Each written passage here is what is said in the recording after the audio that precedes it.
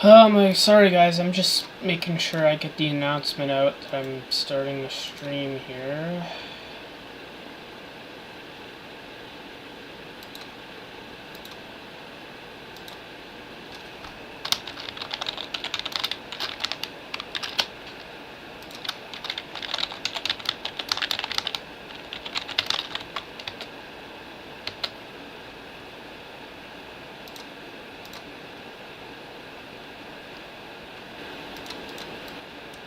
Now you may notice FNAF 2 is a bit different, and I got the deluxe edition. I don't know how it's going to play differently.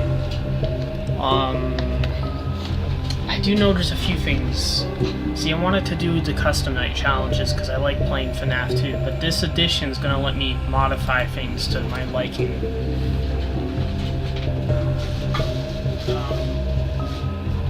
I don't know, I thought I'd play this to get my mind off of some things that have been bothering me, so, yeah.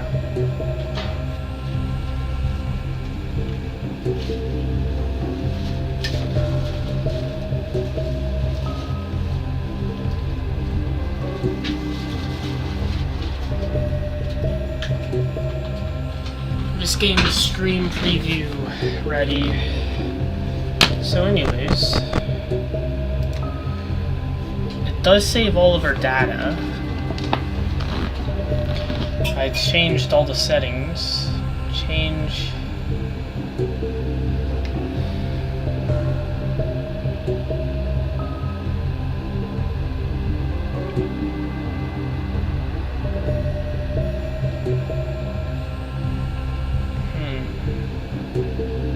Keyboard controls. That would be helpful. Hold on, we gotta figure out how to make. So we're just gonna turn Mangle here on. No, I should make an announcement on Game Jolt. That's how I'll get people to the stream.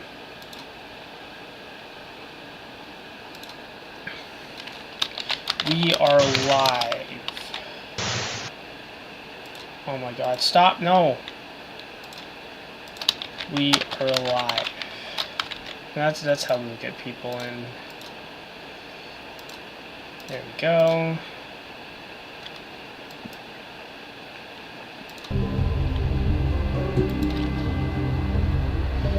I don't know, I want to see how this works. So how do keyboard controls work? So, okay. How do we put on the mask? No.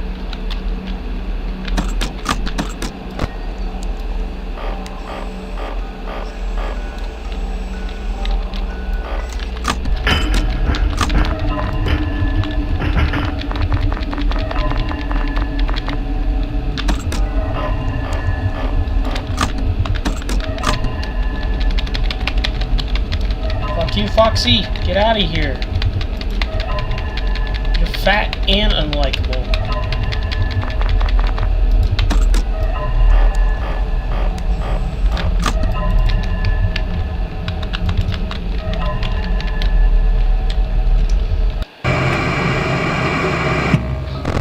What are the controls? Okay, let's do this. FNAF 2 Deluxe controls.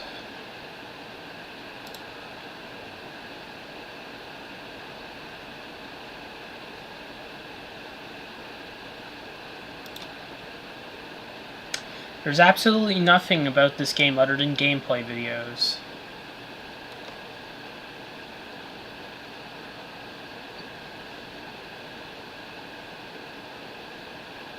Keyboard controls. Okay, there's keyboard controls, but you can't tell me what the damn controls are. Okay. So let's check here. Absolutely nothing on the Game Jolt page. Oh my. Come on, where's the damn video that tells me what to do?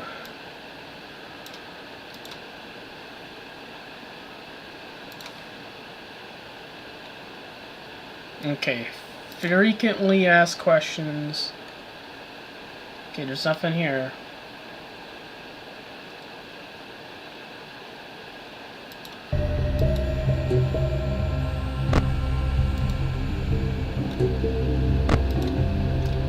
Game mods unlock. Light usage.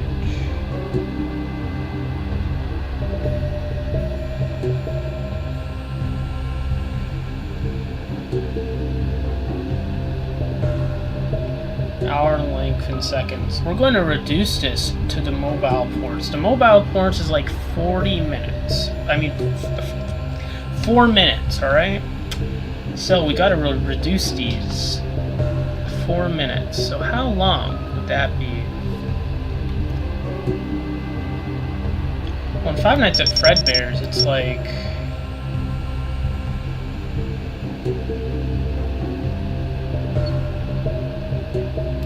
I think it's 20 seconds. That might be wrong.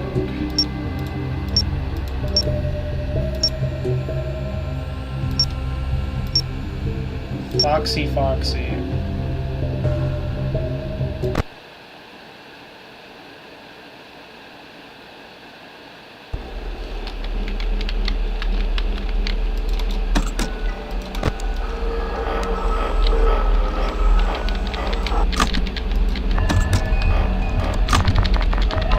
Now this should be the easiest challenge, you know. We'll get a Mangle plush, or is it a Foxy plush?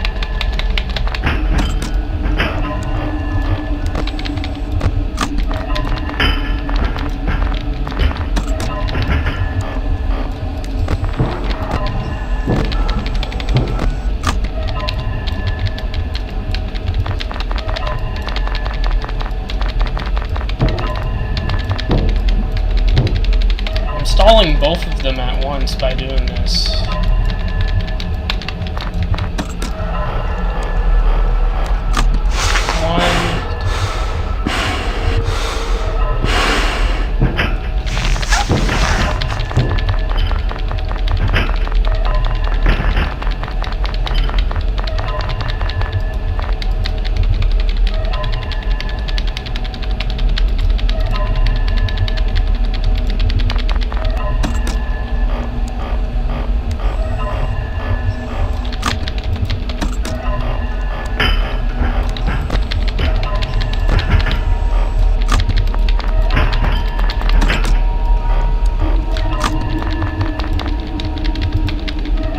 away, Foxy!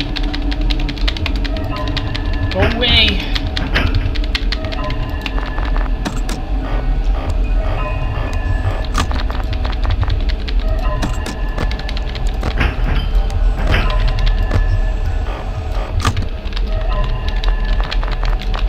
Hold on, what's going on here?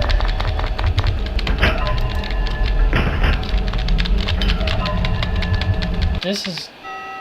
Okay, was that 4 minutes?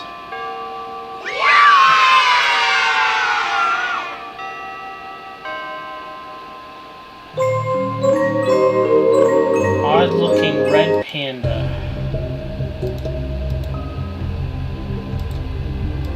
Okay.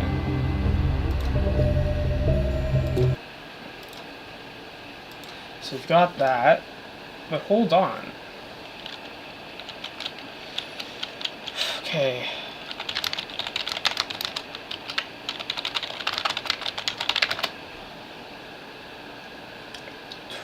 $240 seconds is 4 minutes, alright?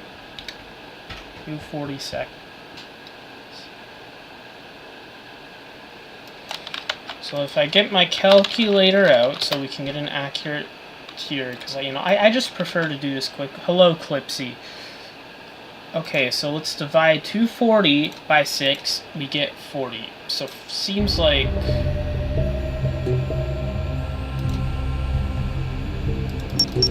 $40 seconds. Because if we do... Okay, so if we do 40 times 6, which is like, every hour. So it's 4 minutes. Now we have a proper 4-minute night. We've got Foxy, Ladies Night. That's actually kind of funny. See, the thing is I've always imagined the marionette was actually a male, but it was just possessed by a female. Like, I don't know. Maybe it does have some feminine features, so...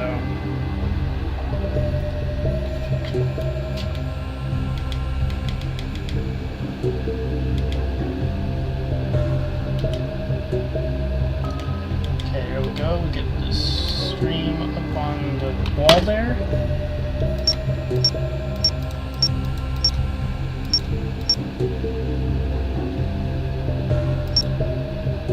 Double Trouble, and the paper pals are now a new thing. They'll appear in your office if the hall light is used too frequently. Oh my god, so you get punished for doing that. Night of Misfits. And now, okay, that's interesting. That makes sense then.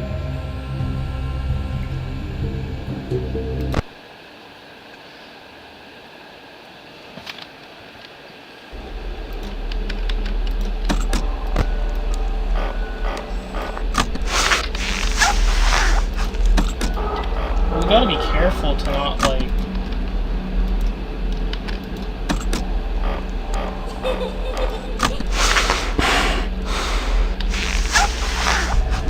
Well, that's a problem.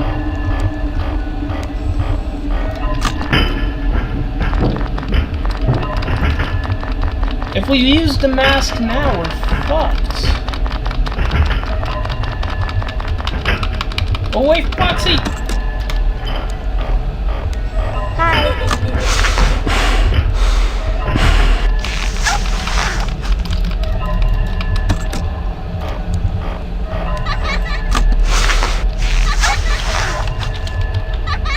No. Yes. Okay, we can just restart now too. That's cool.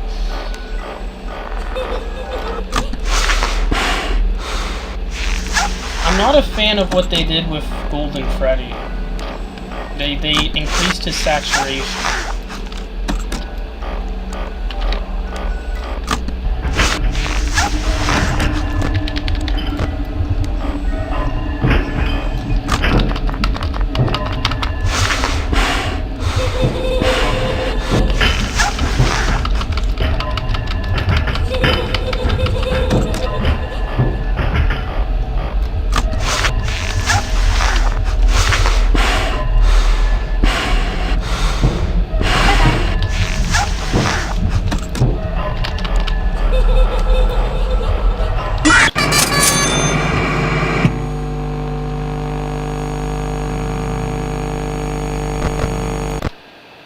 So I guess Golden Freddy's different now. You actually have to pull down the monitor if you do not do it in time.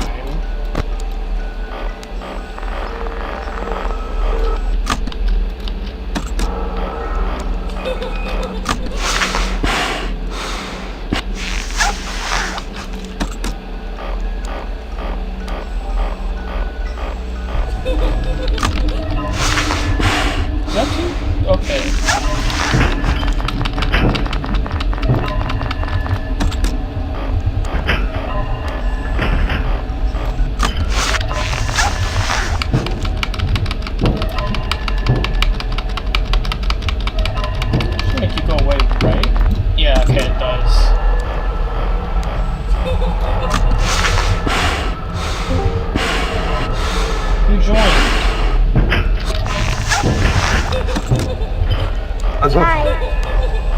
I'm just playing a game right now. Oh, what are you playing? Five Nights at Freddys. Okay. How's your day been better than mine?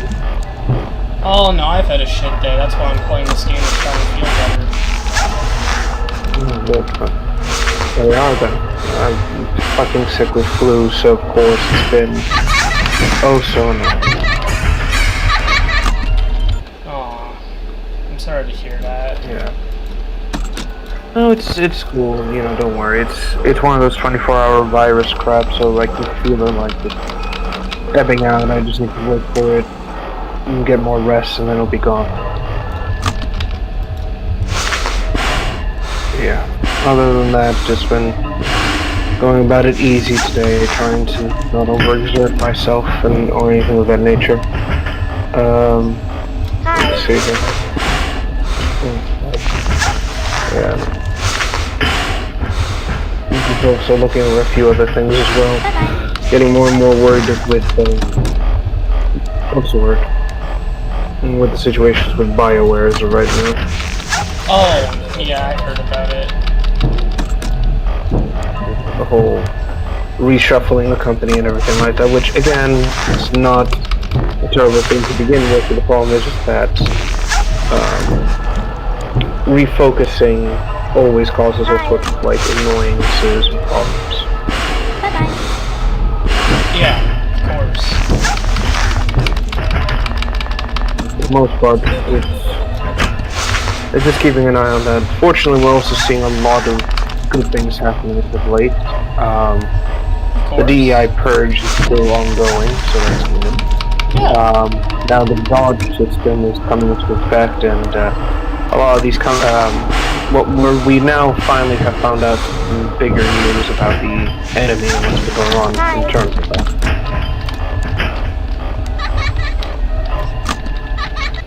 Mostly in the fact that a lot of the funding that we suspected was from outside sources. This is how these organizations and these companies just kept going about it. For months for years now, I've suspected foul play, and now I have confirmation. Turns out a lot of these current companies, especially the gaming side of things, were getting support from third-party groups. Not even the BlackRock who typically fund this sort of shit. It wasn't even taxpayer money. It wasn't even like BlackRock wasn't the main one. It was just the U.S. government this whole time. Exactly. So it was tired as this expression is, it was a psyop from them. I mean, it shows how their movements are all astroturfs.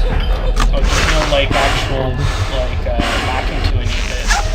Because who would believe this ideology? Like, it's such a bullshit ideology. Correct. And it just goes to show exactly what I suspected, is that this is why they've been actively attacking the customer, the audience. It's simply because they were getting funding and backing from other sources. So no need to quote-unquote treat your customer base correctly when you would walk away with the lion's share of the money regardless. This entire time it's been one gigantic what's it called? Part of the it's been one gigantic funding scheme, laundering scheme from all sorts of sides and things. Now we know for a fact, and now with USA now being pulled violently, there's now a heavy refocusing and reshift in terms of everything. These groups are running scared even before them. Their life support is essentially cut. Now it's just a matter of us dealing. Well, we can't. What's the word? We can't let up. We can't become complacent. We can't let these worms still slip away. While everything's ongoing. Yes, it's good that we have confirmation and finally have clear understanding of these things. I mean, even if Trump's administration wasn't going hard on all this DEI shit, it would have failed anyways, because it's such a flawed system that it always is just destined to fail,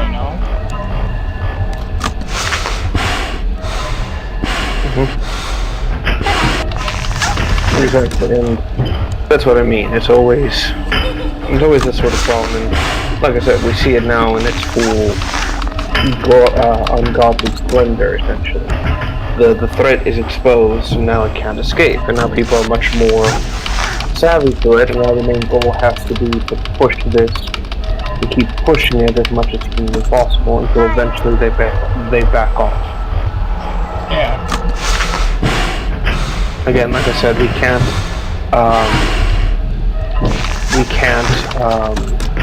can't alleviate the pressure. We should not back down and start supporting this crap just because, it's... Of course, there should be zero tolerance for it. Exactly. And of course, that's kind of the good thing about this whole situation is that now that this is coming to light, we now have a general idea, and fucking finally, DEI is getting, well, you know, the bad kind of DEI is getting yeeted out of these companies as well. So we're not dealing with this whole gaming situation and this, you know, like DEI in gaming, how it's basically rotted away everything to do with the games and everything that's come with it. Yeah. I mean, it's just like... Yes, employee night 7. Okay. I hate children. You've unlocked. It's just like this shit is like really. I don't know. So, sorry, I have a lot to say on it, but I'm just like, since I'm playing a game right now, I'm having trouble trying to word my thoughts, you know. Cause like. I think the future is bright, especially with their funding being cut, and I think, like... I don't know, it goes to show how unpopular they are. It really does. Like, it was all astroturfed. And it's like... Exactly. You know, they're not going to be able to last without their funding. And it's kind of angering to know that all of our taxpayer money was going to this shit. Mm-hmm. They were essentially, they're literally just stealing money to fund projects that literally hate you for, like, shit. Oh yes, and it makes it more frustrating because people can't vote with their wallets this way. They are forced to support shit they don't want to support indirectly, and nobody realizes, oh shit, this is where it's actually going. And that's the, like I said, that's where, a lot of this problem really rears its head and why a lot of people are just kind of like angered by it, essentially. And again, I can't blame them. Mm-hmm.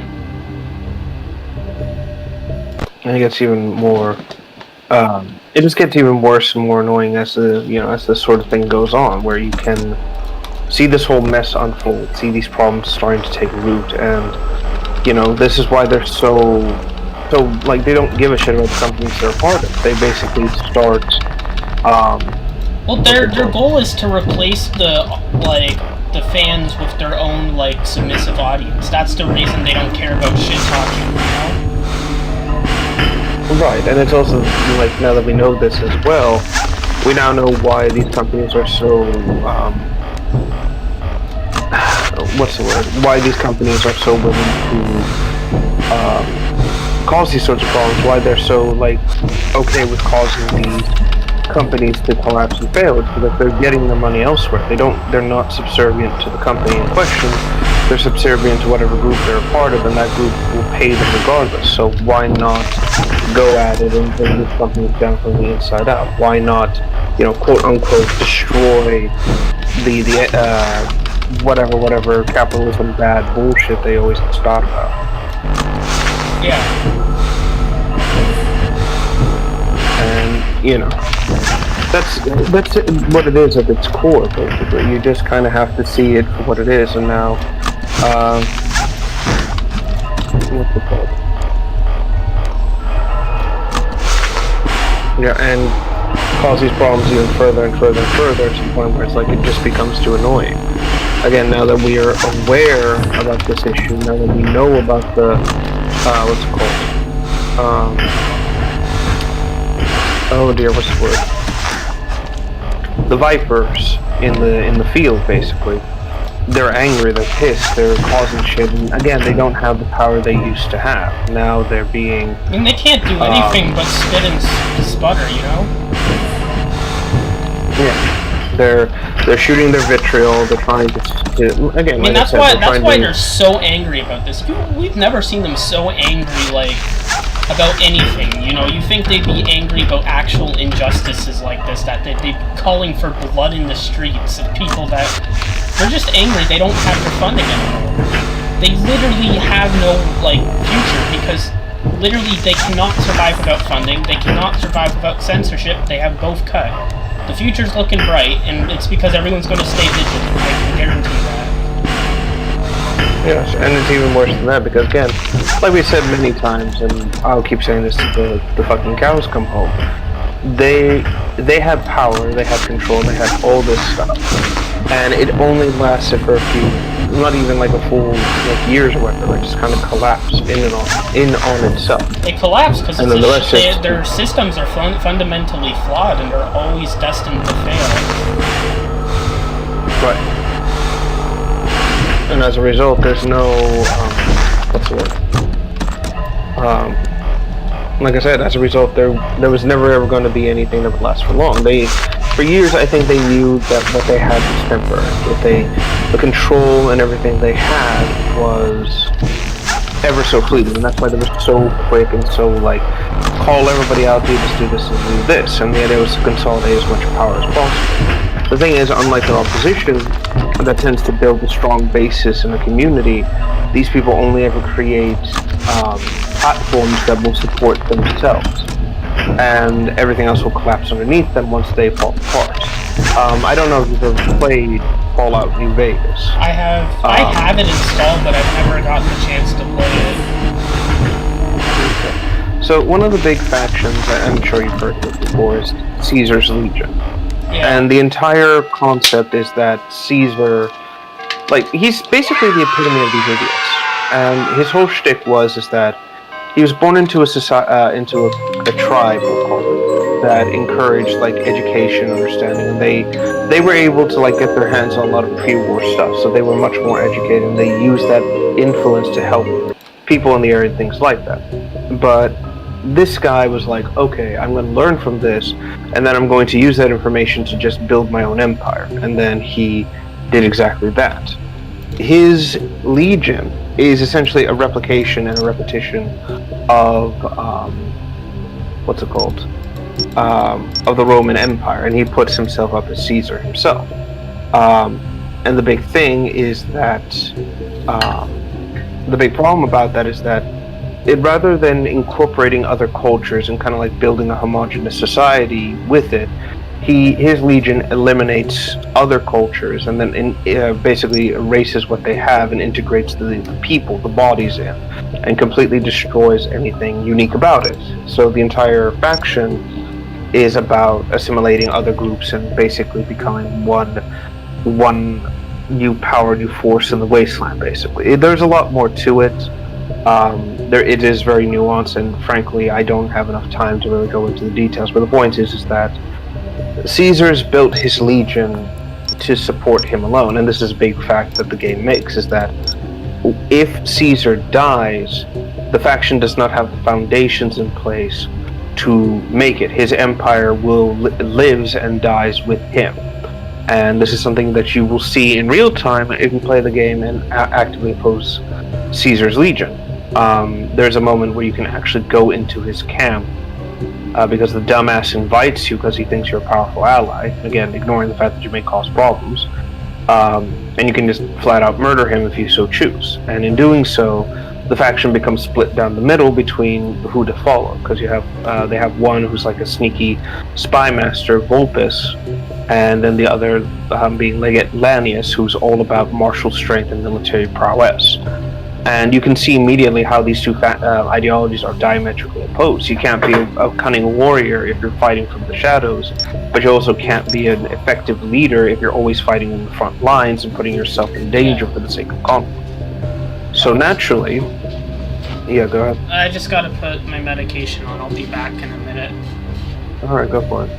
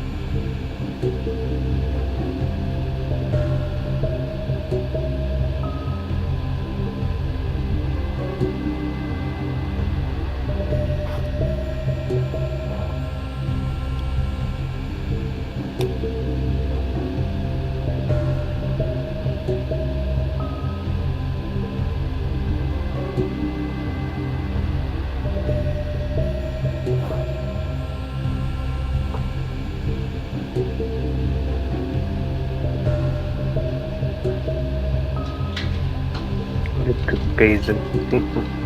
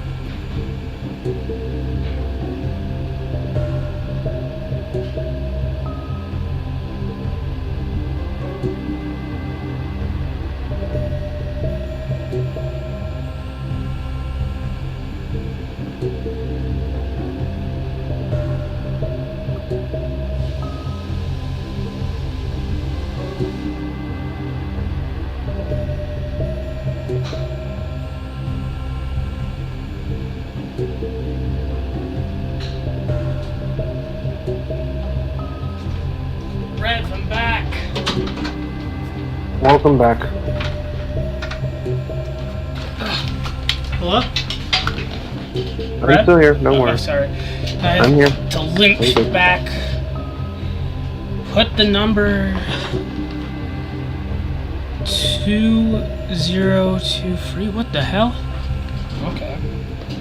Odd question, are you live streaming right now, or is this just like... Oh yeah, I'm live in streaming. the back? Okay, well never mind, I was gonna mention something, but okay. Anyway. Oh, I'm sorry, I should have said whole... something when you came in, I'm so sorry. No, you're fine. You're good. But yeah, basically the getting back to the Legion, you know, it all falls apart without Kaiser at the head, and it is basically built around that, and that's basically what these ideologies are. It's the same general concept. They are built to prop up a singular individual, and then that individual can lead this faction forward. So the moment that individual is outed or is attacked by another, then everything falls apart, you know? Like, there's no attempt to create a band of camaraderie or brothers or anything of that nature. It's a case of, I'm putting myself on top of the totem pole, I'm gonna run this show how I want to see it, and everybody else who doesn't like it can kiss my ass. And then that breeds animosity, and that animosity then comes after your head, and then people cheer your defeat rather than try to protect you.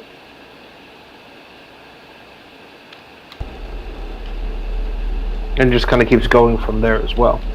Again, in terms of the Legion, it's the same general kind of principle. Not everyone agrees with their methodology or even cares for that faction, and very few people actually seem to genuinely care about the death of Kaiser when it happens. Or Caesar, sorry, fuck. That's another thing. They say things weird with the Legion, so they'll say things like, instead of Caesar, they'll say Kaiser. And this is more of a case of like, well, technically the Roman pronunciation of certain words is different. So you know how we spell Caesar with a C? Yeah. Right, so in the Roman dialect, Caesar would technically be pronounced with a hard K, so it would be Kaiser. However, we mostly say it with the soft C because it sounds more phonetically pleasing. So, little history lesson there. But other than that, like I said, these groups are they're doomed to destroy each other, and that's why their opposition has fallen so hard, and why they're always so eager to try and come after us. And, you know, it's always personal attacks. They never try to articulate the arguments. Because they have no actual real arguments, so it's always straw mans, it's always ad hominems, it's always like scummy. It's all the scummy tactics in arguing. And then when all else fails, they go right to insults because they have no argument to defend what they believe in, because they don't even know what they believe in. So the only way they know how to defend it is just to insult people they disagree with. Exactly. 8th night. Oh my. Well, that's all they do, is that they always go for after the personal attacks, because the personal attacks are easiest to do. And that always throws your opponent off the foot. But again, if you have someone who's like, yeah, and your point is, well, you know, you have to get to the argument, they fall apart and they start screeching and doing this. All they can do is call upon emotional reactions. And, you know, when you're emotional, you don't really think things through, you just kind of run with it. And that's where these bombs really kind of rear their ugly heads, and you don't make smart decision-making skills. I think a good example of this would probably be, to use the Sonic movie as an example, you have Gerald being like calm and collected for the most part, but then as soon as his plan is like going into effect, he immediately just kind of loses it and stops trying to be, rational. Yeah, exactly. Again, that's more of a... And again, it's just what it is at the end of the day, and it's just that problem that a lot of people don't realize, is that sure, being... You know, you should have an emotional response, you shouldn't keep who you are bottled up, that's fine, but there's a reason we have to separate this, why leaders don't make decisions based on impulse, they have to think this out completely. And it's something that I think a lot of people have forgotten completely, or it's just this whole problem with, like, folks with this whole toxic positivity with bullshit typically.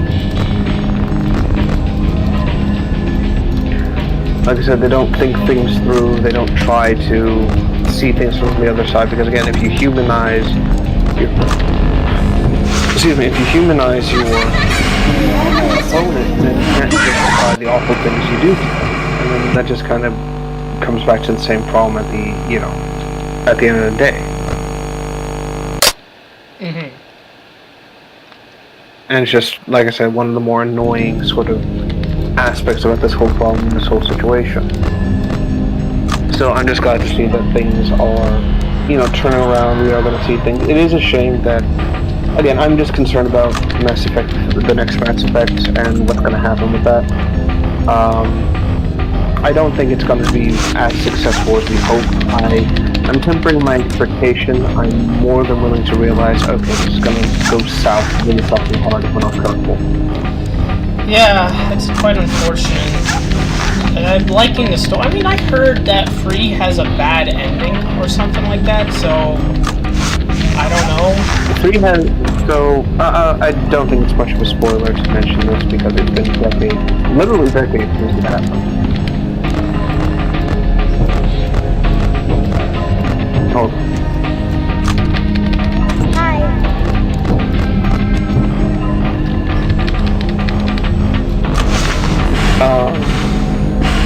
So Mass Effect 3 infamously had, I'll mention, 3 endings, and when the game released, these endings were not well done.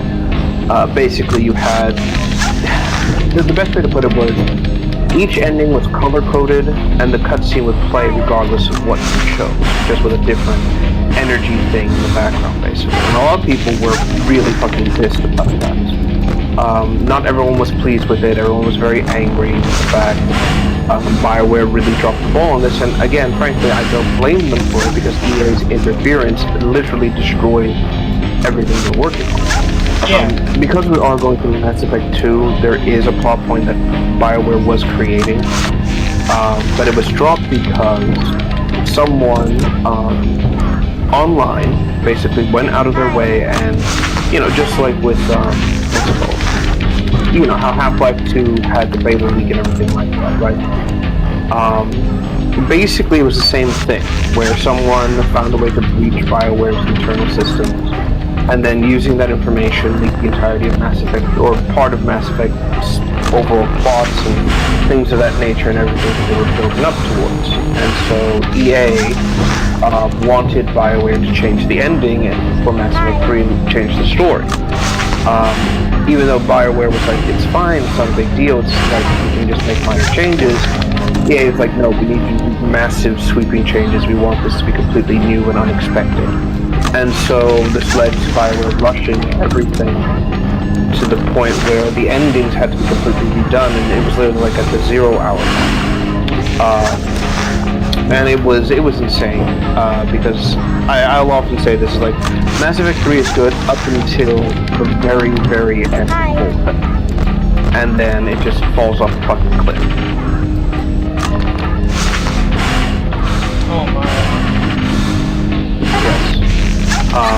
Again, that's not to say it's all bad or anything like that, because so, something else to mention, by the way, the fans were really pissed, and I think one of the hilarious things was someone, and I'm not joking, literally went out of their way and bought the entire office, or BioWare's entire, Edmonton office, I think it was 60 cupcakes with red, blue, and green frosting to them, and it was all just vanilla, and it said, enjoy, something to the effect of enjoy it, it's like a subtle fuck you, essentially.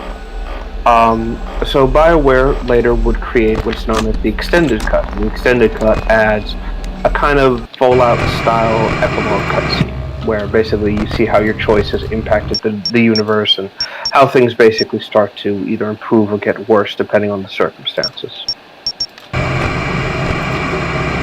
Oh, really? Yes. And the DLCs that later came out, which were, again, I don't mind saying this because I'm not going to go into details about what it is, but we have the Leviathan DLC, the Citadel DLC, and there's a third one. and the Omega DLC, and these are major story beats that tie off a few loose ends that was present in the first game. Most of the DLC was actually for the multiplayer campaign stuff, or sorry, the multiplayer stuff.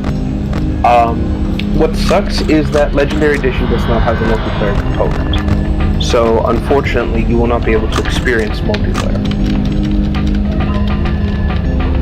Oh my.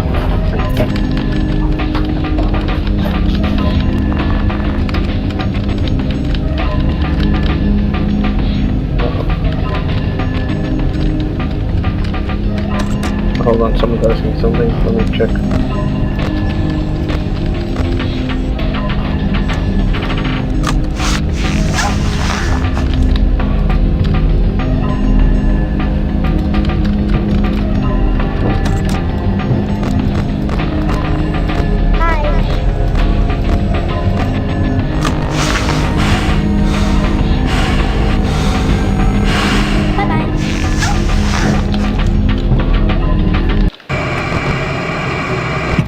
Okay, so that's how it works. I just had to enable cheats first.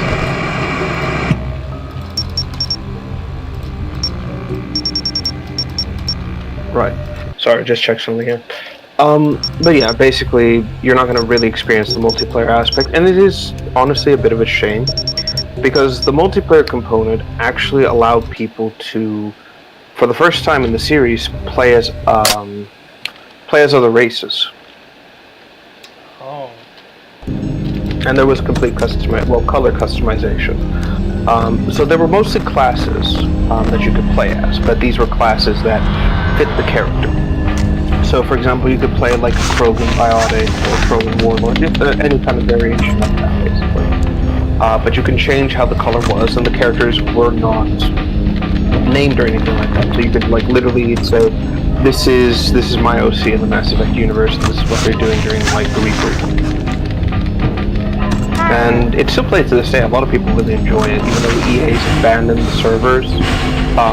People kept them alive. They keep playing it the way they want to. In terms of the multiplayer aspect, it's kind of like a Gears of War Horde mode, where basically you're dropped off with your squad of 4, and you have to fight through waves of increasingly difficult enemies, but also accomplishing objectives as it continues. So this could be things like retrieve a data pad and bring it back to extraction, or collect 3 data terminals, or things like that basically, while the enemies spawn in, make it difficult for you to continue. Yeah, that sounds pretty interesting. Feels like we have to wait a long time to play it though. Well, not really. I'm gonna be honest, we got further with Mass Effect 2 than I honestly anticipated. Wait, really? So it's not gonna be too... Yeah, we're, like... Again, I can't say spoilers, but we've passed one of the major humps. It's a fun... it's honestly, like I said, it's one of my... it's my favorite in the trilogy. But it is one of the shorter ones. Mostly because everything about it kind of, condensed to the specific story aspect. But we do see other worlds and things like that. And also, I don't think I'm going to spoil anything when I mention this. But I might as well bring it up now. I did mention how BioWare wanted to get rid of Shepard, right? Hi. We got the end of 1, start of 2, basically, is what I mean. Yeah. So basically, the idea for Mass Effect 2, and again, I can say this because it has no bearing to the actual Mass Effect 2 that we're going to be playing. But the general concept was that Shepard was supposed to vanish at the start of Mass Effect 2, either because Shepard was killed or they just disappeared, basically. And then the focus was going to be on a new player-created character taking and filling the role for Shepard, and then following the whole Reaper subplot concept. This story was supposed to be more of a planet-hopping sort of thing, where you're following and going after Shepard, following up on where he is, or where he or she went to, picking up the leads that they left behind, and just kind of uncovering the Reaper plot as it unfolds. You would encounter the squad in various situations, and one of the examples of this for the concept art was a concept that showed Garrus specifically doing the sniper thing as well, that he was like out of a different open area, the helmet was like different, and it was kind of implied to be that he's taken up a new profession, not the vigilante stuff, but a completely different background. Basically. Oh my, that's interesting. Oh yeah, like I said, it was supposed to be their attempt to expand the universe and world build a bit more. You still get that in Mass Effect 2. Like, you know, we went to Omega, we see Ilium, we saw, like, you know, the darker, seedy underbelly of the Citadel. Like, there is world building. Hell, we even went to fucking souvenir shops to buy, you know, to get fish of all fucking things. The fish were important, but we needed them. No, I'm not disagreeing. Somehow these fish will destroy the Reapers. I guarantee we just throw it and suddenly it's defeated. For the sins of your fathers, you shall be slapped with wet fish. But yeah. Like in Hitman? Exactly. But yeah, there was a lot of those sort of compromises, sort of changes. Kind of like I said, there was a general kind of like focus on this, but they pivoted and started to change that concept for two reasons. One, because they felt like it was too much like their retread of what's it called? It was too much of a retread of what's it called? Their work with the Star Wars, the old Knights of the Old Republic, which was the same thing. You basically play as a new character following the lead of the previous one, and they also felt like the story should focus around Shepard, and Shepard does, because you know the player is supposed to be Shepard. Though, to be frank, do you consider yourself Shepard, or do you think Shepard's a separate entity? I consider him a separate entity, kind of, but I kind of do self-insert a bit, at least with the actions I make, you know? Right. That's basically how a lot of people view it, that Shepard's his own character, Shepard, you know, like everything leading up to it, but whatever choices the player does is strictly the player. You're not alone in that feeling, a lot of people have that, and frankly, I'm also of that opinion where it's like, yeah, Shepard, like, unlike characters like, the Dovahkiin in fucking Skyrim and shit like that. It's not like you're creating an avatar, you're just kind of inhabiting the shoes of somebody else in this world. If that makes any sense. Yeah. And it just kind of goes to show, really shows the major prominence a lot of people kind of like about Shepard and this whole setting as a whole. One of the other big things about Mass Effect 2's development was at the time, they were also working on Dragon Age 2, and this was around the point where Dragon Age just started, as I like to see it. Hold on, someone's asking me something.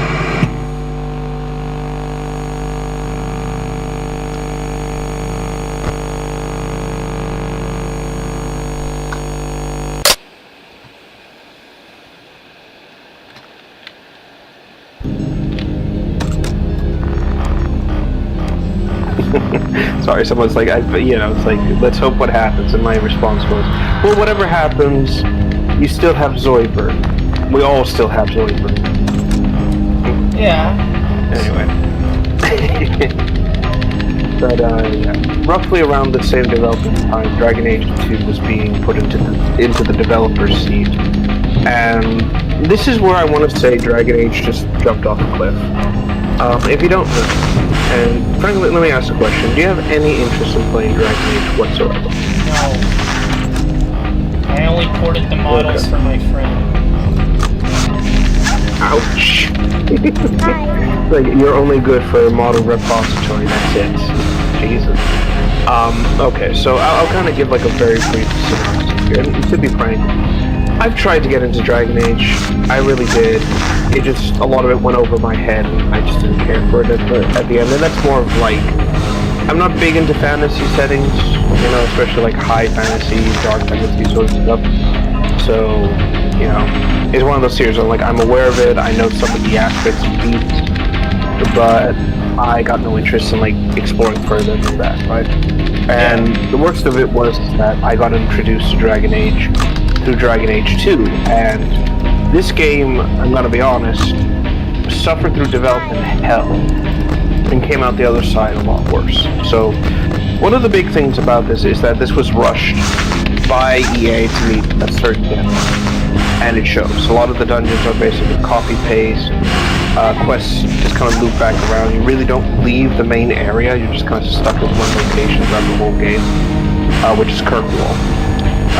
And overall, it feels very like how do I put it? It's like if you're playing D&D and you have a very controlling dungeon master, basically. And it gets even worse than that because throughout the whole adventure, you are what's the word? Throughout the whole adventure, you are given choices, but these choices don't mean anything. I think one of the best examples of this is that you have an opportunity to well, let me rephrase that. During the game, you are asked to investigate someone who's mutilating women and killing them and like stealing their body parts and shit like that, right? Yeah. And there's this moment in the game where you come across someone who's examining a corpse. And depending on what the player does, you can either confront the person and kill them, assuming they're the murderer, or you can hear them out and find out they're also investigating the murderer. And they're trying to like pool resources with you as well, right? So it's a case of like, let me work with you so we can like catch the killer, right? Yeah. Whatever you do, either choice you make, either kill the guy or keep him alive, your mother becomes the next victim and she dies, and you cannot save her. Even if the guy is like involved in it, all he does is like, I was too late to stop it. Oh no.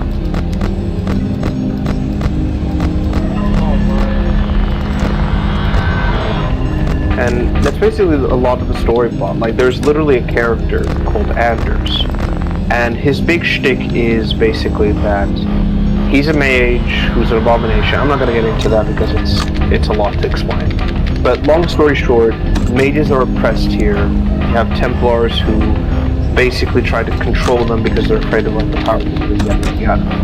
And throughout the entire game, you are kind of put in this position where you're either trying to be neutral and advocate for peace, or something a bit more insane and yada yada yada, right?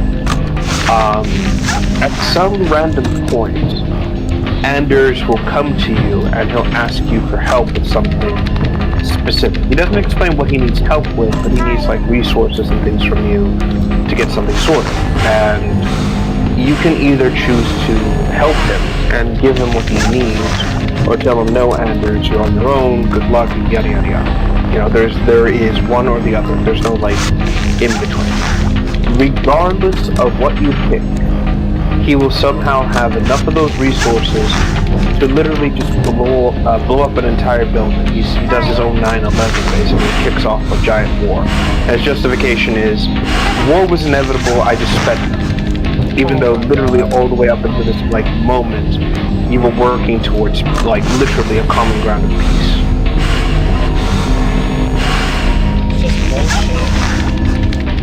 Yeah, exactly. And the whole game just reeks of it. It's horribly rushed. A lot of the character things just don't make a lot of sense. You're basically kind of shoehorned into a lot of like questionable decisions, or whatever choices you make are either going to be inconsequential to the grander story, or like so minuscule that they may as well not have any effect on the story. They also took the wrong lessons from Mass Effect. Basically, a lot of the companions are interesting. There's some interesting ideas going on here, but they come off as overly flirtatious, annoying. They just don't come off well, basically. And a lot of their stories just kind of end in just kind of mediocre sort of stuff. Like, I'm trying to think, like, literally one of the characters you meet is this Nidus, and her whole thing is like, oh, I want to be the captain of the guard of this city, yada yada yada, you help her with that, and then literally the culmination of her character arc is she wants to get back into dating because she had to kill her husband and turn into a monster. that's it. You can help her find the date or not. I'm like, what the fuck is this? Hi. It's questionable. And it just, like I said, this is roughly around the time this shit was falling apart. And I don't blame BioWare for any of this. They were put in a bad position, and it's even worse because Origins, the game that came before, literally gave the players extreme amount of freedom. It was basically the Baldur's Gate 3 before Baldur's Gate 3 existed, essentially. You could do anything you really set your mind to, essentially. And so, with so many choices for player freedom, you know, you have to decide what's canon, what's not, how do you account for this, how do you do the story, what if the player did this, what if the player did that, you know, just more problems. So, after a bit, I can understand why they would focus this game here, but the idea being, it's kind of like a fresh-ish start and keeping you away from the events of the main game, and literally just have the events of the game happen off-screen, basically. Again, I don't mind it, I understand the situation, I get that the circumstance was not ideal, but this is around the start where BioWare just basically said, fuck it, let's just do whatever the hell we can. Hi. Yeah, let's hire a bunch of unqualified idiots to run things. That's what they said. No, this was before that. Oh, really? That started with Dragon Age. Yeah, that started more towards Dragon Age Inquisition. And Inquisition is an odd one because it was one of the best games ever made for Dragon Age. Basically, they just got rid of the meandering, and the whole thing is basically an end-of-the-world plot that just kind of pops up from nowhere, like literally from the word jump. Some of the best character writing because some of the original Mass Effect writers were there. They understood how to write characters and just kind of start to build the universe and the world for Dragon Age in a much more interesting and direct way. The problem mostly came in from, like, you could see the rot starting to take in, like character focuses were starting to become more and more the norm, essentially, but yet at the same time, you get some of the more good designs for that kind of thing. Like, again, one of the better written characters I can honestly point to is like, yeah, this doesn't feel like a bad diversity hire, is Dorian, and that's literally because even though the core of his character is he's gay, it's more than just I'm flamboyant and gay. It's literally a case of he comes from a culture that's whole thing is they make arranged marriages and shit like that, so that way the children become more powerfully gifted in magic and everything else.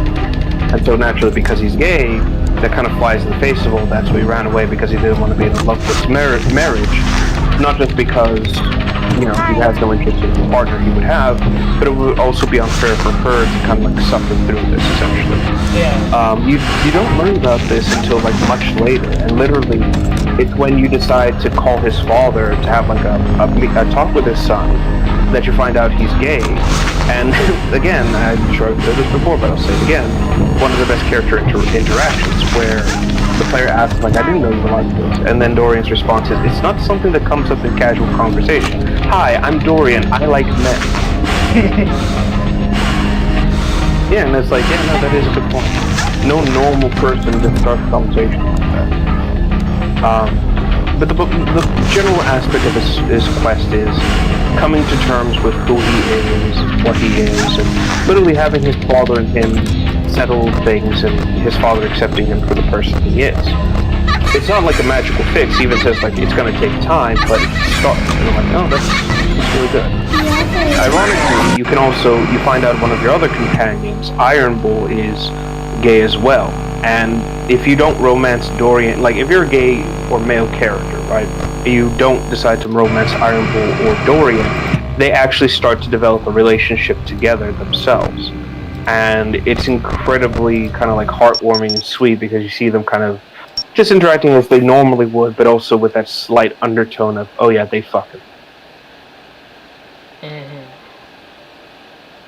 Again, this is how you do it right, you know, like, this is an aspect of the character, but it's not the sole aspect of the character. But this is, like I said, this is where the rot started to set in. And then you had Veilguard, which is nothing but the rot. And this is mostly because a lot of the people who worked on Veilguard were moved to Mass Effect Andromeda, so a lot of the decent writing team got removed. But they also left the company because they didn't like how it was being handled. And then Veilguard was, well, just awful. And it's, like I said, it is the pure corruption, the rot that's set in, the characters that are just generally unlikable, and just basically taking what was already established in Inquisition and saying, fuck it, we're gonna throw like a lot of this out for the sake of stupid bullshit. Yeah. Like, literally, our main bad guy, yeah, he's not in the story for like a majority of it. He's not even the villain. It's these other two that are suddenly the villain. Like, who the fuck? Who are these people? It's just... It just honestly gets me infuriated, because again, I'm not a fan of Dragon Age. I've said this and I'll keep saying it. I like some of the characters. I think there's some well-written characters in Dragon Age. You know, and that comes with the territory of, hey, it's BioWare. Of course they're going to have well-written characters. The problem is that I couldn't bring myself to care. And even I could feel the anger and the sort of like disrespect for everything, where it's like, it's a fantasy setting. Why the fuck do you need actual like chest scars and bullshit like that for a fantasy setting when you can literally transform it, like characters literally turn into dragons, for Christ's sake.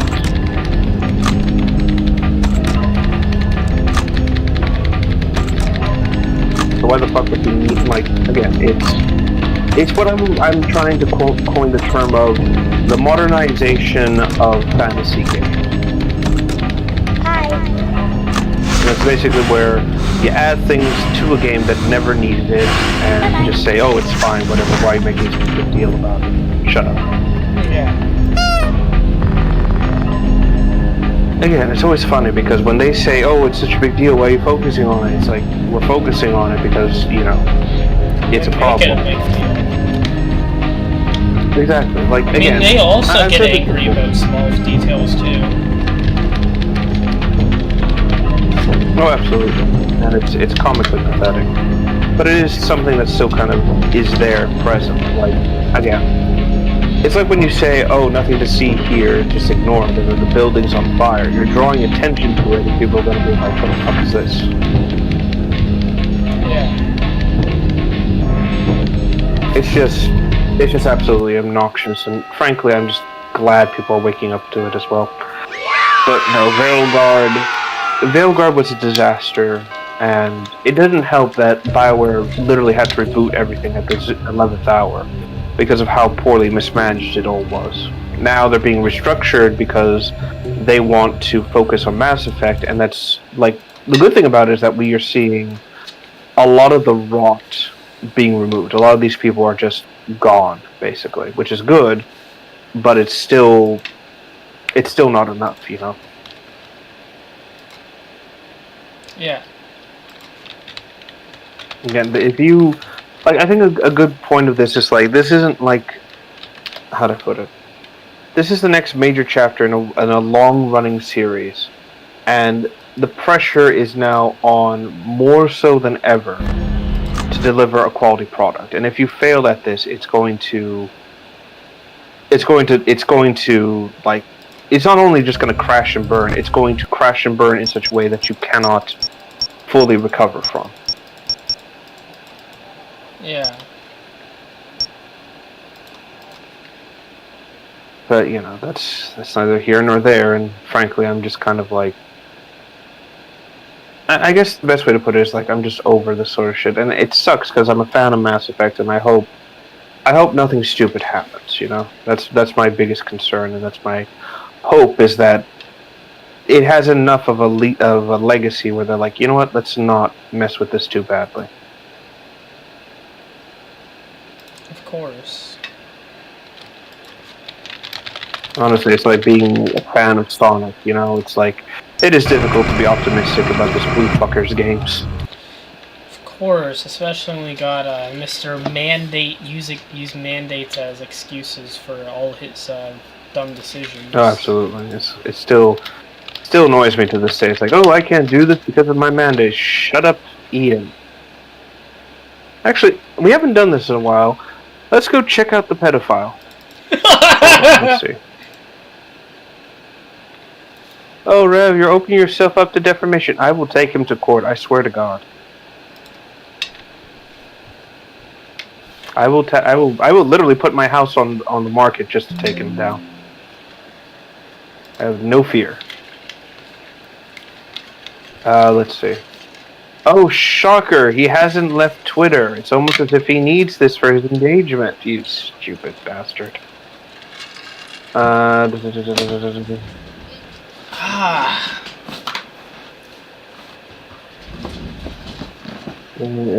true answer. Blah blah blah blah blah. Hold on. Feed. Magazine.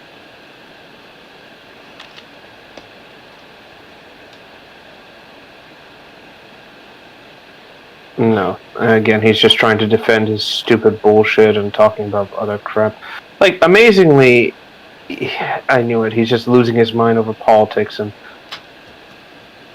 Oh, here we go. Well, people might be interested in seeing the title of the Ken... He always has to do this. He puts, like... He's advertising the omnibus for Knuckles, right?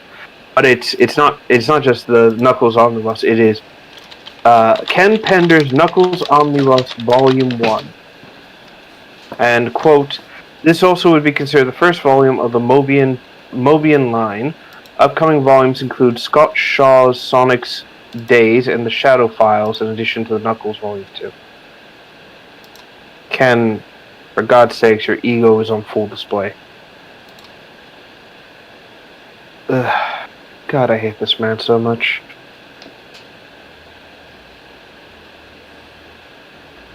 God. Other than that, nah, nothing else is going on. Let's check his website and see if my totally legal attempts to bring the site down has worked. Fuck, it's still going. Oh well. There's time. Oh, is there time? Hold on, let's take a look here.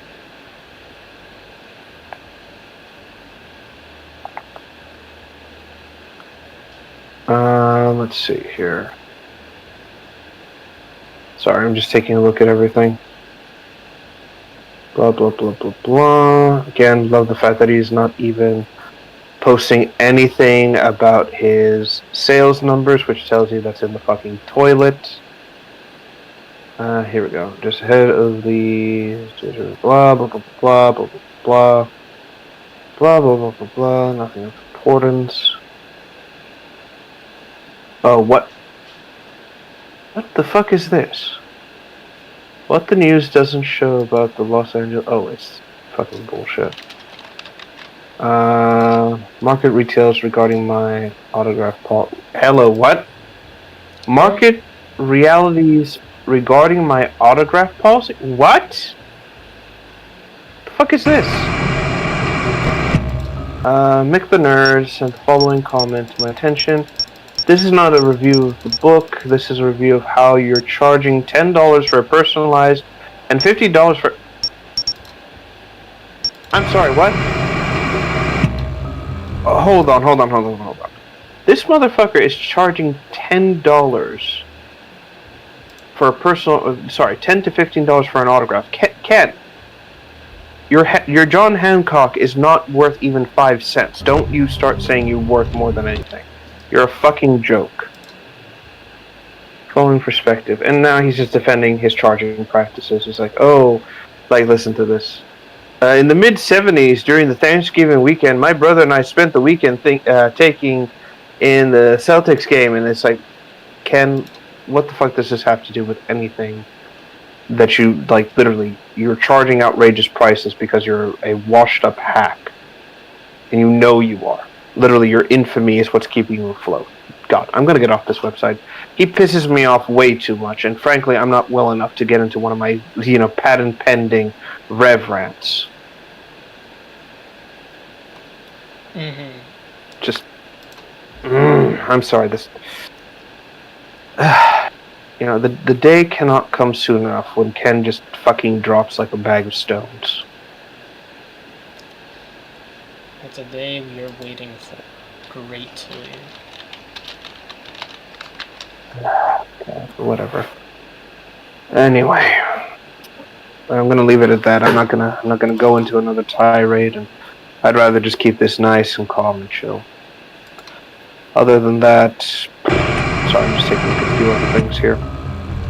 Mostly Transformer stuff, because someone brought something to my attention and I'm just checking. Oh, that's nice. So a few models reported into Source, and it looks like someone who actually worked on Transformers Prime got their hands on the source files for those models. Are they released? Two. They're both in Gary's mod. One is for Prime Shockwave, and the other one is for Prime Soundwave. They're both in my Gary's two mod. favorite characters.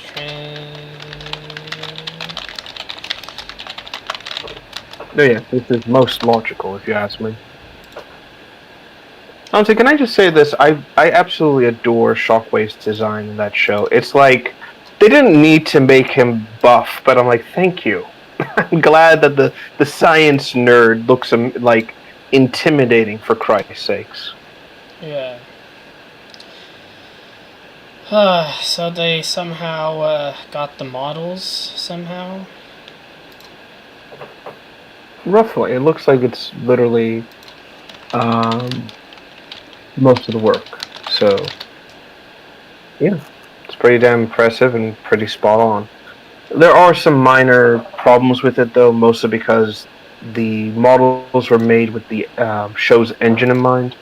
So there is some weird lighting things of the model itself. Mostly in terms of like, oh Jesus Christ, what's the word? Just how it looks like in more open light versus like controlled light settings, basically. But with the clever editing tricks, I think you can pull it off. Like, and when I say that, I mean like a general view. Okay. Yeah, but I'm glad, and I might do some. I might do some stuff for the comic, because why not? I like these models enough, and I might do something silly because it's funny. It's like, I think one of the characters will just ask us like, "What happened to your arm?" It's like, it was lost during battle. And then the immediate reaction would be, "You're a machine. Couldn't you just build a new one better than before?" You just see Shockwave look at it and go like, "Fuck." The sudden realization. Yeah. Yeah, I do enjoy it. So funnily enough, I think the reason why he looks like this is because they did base some of this on the Bayverse design, which... oh boy. Yeah, Mr. Bayverse. Generic Gray. Yeah. Because, like, you know, Like- because movies have to make all the bad guys a generic gray color. They can't give them any colors. It's forbidden. Mm-hmm. It's so not like, again, I personally have a general hatred towards Michael. Like, I liked these movies, but I was a stupid kid. I didn't know what quality was. And now that I've grown up and realized, oh shit, this is bullshit, I've grown to like, there's a level of like great disgust and hatred I've grown for him over the years. And that's not to say anything about the designs. I think they look fine, separated from Transformers. Yeah. You know, and that's saying something. Again, with Shockwave from that film, I didn't mind it. I thought the look was fine. It's certainly interesting, but it just doesn't look like a Transformer. It just looks like a generic alien baddie, basically.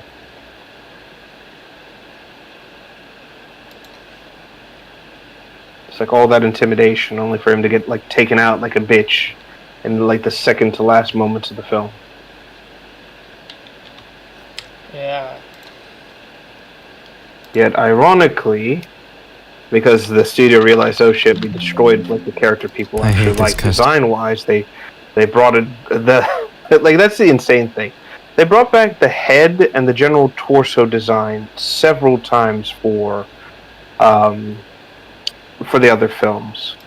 I know for a fact that in the Age of Extinction specifically, they created the character Two Head, which is basically just the Shockwave body, but with two different head designs. One that's basically identical to the original, and then the other one which is just a single horned, what's it called? Variant of the same head. What an incredibly original name! Wow, I'm totally not subtly pissed off. Ugh. So you had that character. And of course, Thunder Zeus, which was literally just, we'll make Shockwave, but we'll make him part of like some gang. It's like, why? Yeah. It's just, I'm sorry. I'm getting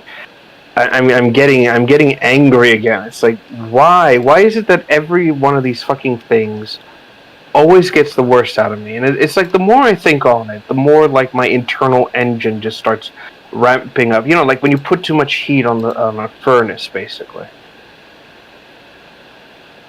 Yeah. I can feel it. My blood pressure slowly spiking. Which, again, my doctor said I need more of it because oh no, Rev's blood pressure is way too low, and that's the serious problem. It's like, well, there's a reason why I keep it low. Otherwise, I start exploding on everyone, like a Hispanic bomb of anger.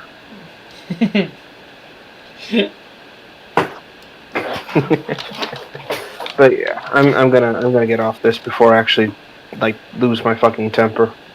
Just fuck you, Michael. Like, I'm just glad Michael was just like was told to fuck off and he hasn't touched anything since. That, and I'm also glad that Capcom basically told Paul W.S. Anderson to fuck off. Yeah. After the debacle of Monster Hunter. Wait, what happened with it?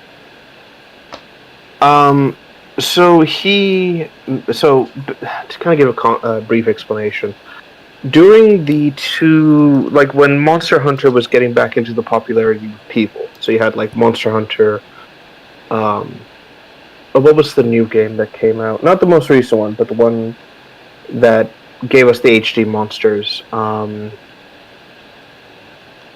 It's Wild, isn't it? Hold on, let me Google this.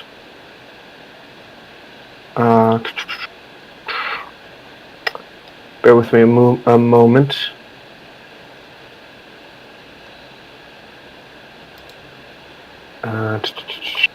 Hold on.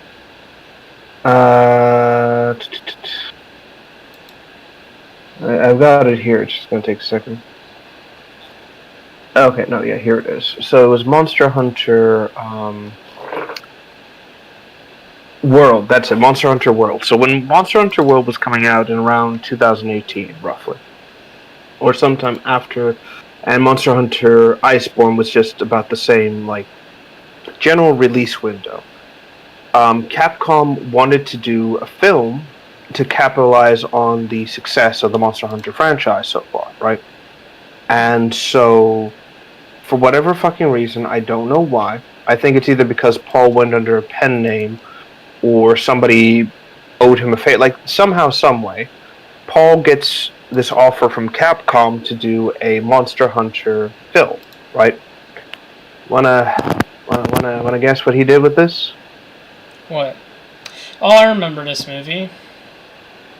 Yes. They made all the monsters into actual monsters instead of animals. Yes. Basically, Paul just turned them into like the zombies from Resident Evil, which like was killed indiscriminately. I think the worst of it would have to be the Diablos specifically, because again, we've long since established, like in a lot of other places, that the Diablos is not a carnivorous wyvern. It's quasi-herbivorous. It's just really territorial, and the way to avoid it is don't go towards it. Just kind of give it a wide berth and keep going. Instead, this film is like, no, it's a bloodthirsty monster, and just fucking makes the entire like opening all about killing this essentially herbivore for no fucking reason. And basically, Paul decided to make this one. What if our world met the monster world? But literally a case of like portals opening up and bullshit like that. And the end result is this. hodgepodge of awful where you have his fucking wife as the main protagonist again, and then him just randomly adding the characters from the game as quote unquote fan service, and having them completely like do nothing in the grander narrative of the plot, when this is literally their only opportunity to actually like do something impressive that builds on their character. So the whole film was a complete disaster from the word go. Basically nobody watched it. It was like a lot of people have been burned by Paul in the past with Resident Evil, and so they decided to be like, yeah, we're not gonna give you this one, Paul. Nobody watched it. The film was a disaster. It bombed completely, and Capcom completely abandoned anything about that. They literally told Anderson he couldn't do another film, and so this film ends on a cliffhanger that is never going to be resolved.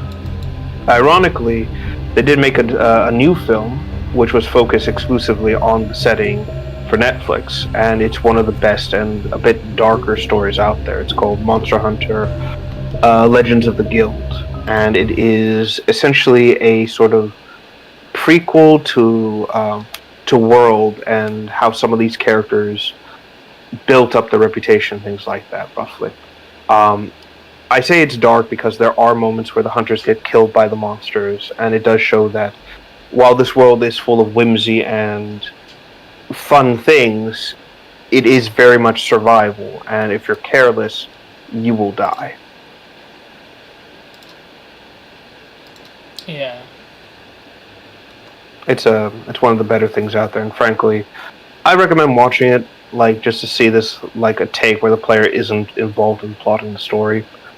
Capcom saw a lot of success with it. They actually want to hire Netflix to do a sequel, and as far as I can tell, they plan on doing either an anthology series with the Legends concept, or, and this is the crazy thing from what I heard, use this series to bridge the games, so that way they can like do another game without having to do like a direct sequel or anything like that. Which, granted, Monster Hunter doesn't do that regardless. You know, whenever the games come out, we do take control of a completely different character. But it is still nice to kind of like get that idea and that kind of concept out there. Which is saying something. Yeah. Still, I'm just glad Paul got completely pooed on, and he's just like, he hasn't recovered from it. Which is deserved. Yeah, it's glorious. Just seeing him, like, again, we've said it before, it bears repeating, the curse of the live-action game movies is over. And now these companies and these studios can't keep getting away with, like, mediocre crap. Granted, you know, people will still defend the bad adaptations and be like, oh, but it'll get better, you know, we just need to give it time. And it's like, no. Like, I don't know if I'm being unreasonable when I say this, but I think if a series or a show doesn't do its best from the word go, I think you abandon it. You know, like you don't give it the chance to get quote unquote better with the next season. Yeah.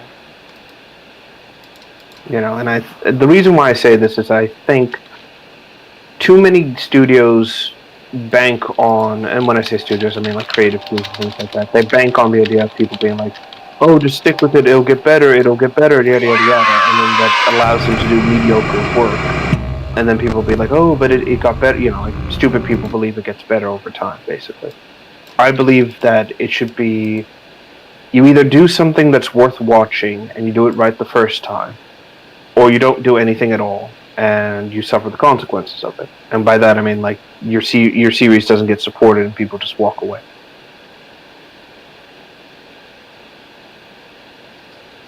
Mm-hmm. I don't think that's unreasonable to say. I think it's just kind of on point, to be quite honest.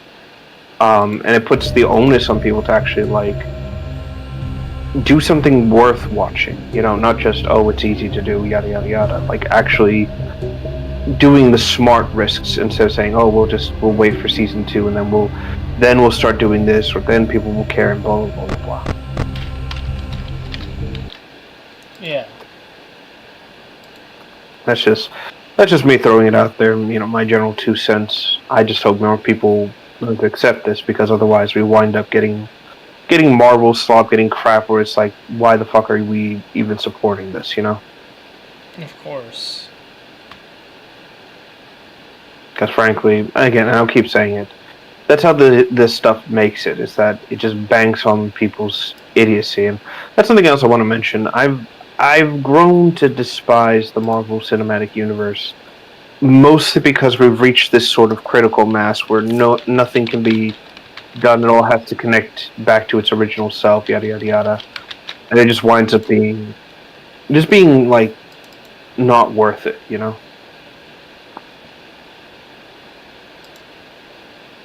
Like, you can't have interesting characters, you can't have interesting stories, you can't take something in a new direction. It all has to link back to this and yada yada yada. And ironically, the whole What If series was supposed to alleviate that, but it's also doing the same stupid bullshit of like, let's make it into the What If cinematic universe. Fortunately, people aren't buying into it because it's just so like uninteresting. It is woefully mediocre at best. Of course, it's just bullshit not worth caring about. Yeah. Like, the funny thing is that these what ifs don't even relate to the movies that they try to be a part of. You know, they are simply, what if this character was actually evil? What if this? What if that? And instead of addressing things like, what would have happened if, and I'm just giving a generalization, Spider-Man didn't stop the Lizard at the start of his film? What would happen? How bad would the change have been? Or what happens if, you know, Iron Man did die at the end of his film and Ironmonger got the technology? Like, you know, things like that. Like, how would these settings change if the villain succeeded or the hero was slightly different? You know, these very small, minute changes that I think would genuinely give someone a reason to follow and be like, wow, I'm glad it happened this way instead. Instead of, okay, but what if we made Captain America, you know, Captain Britain instead? Oh my god, brilliant, brilliant, oh, yeah, and just stupid shit like that.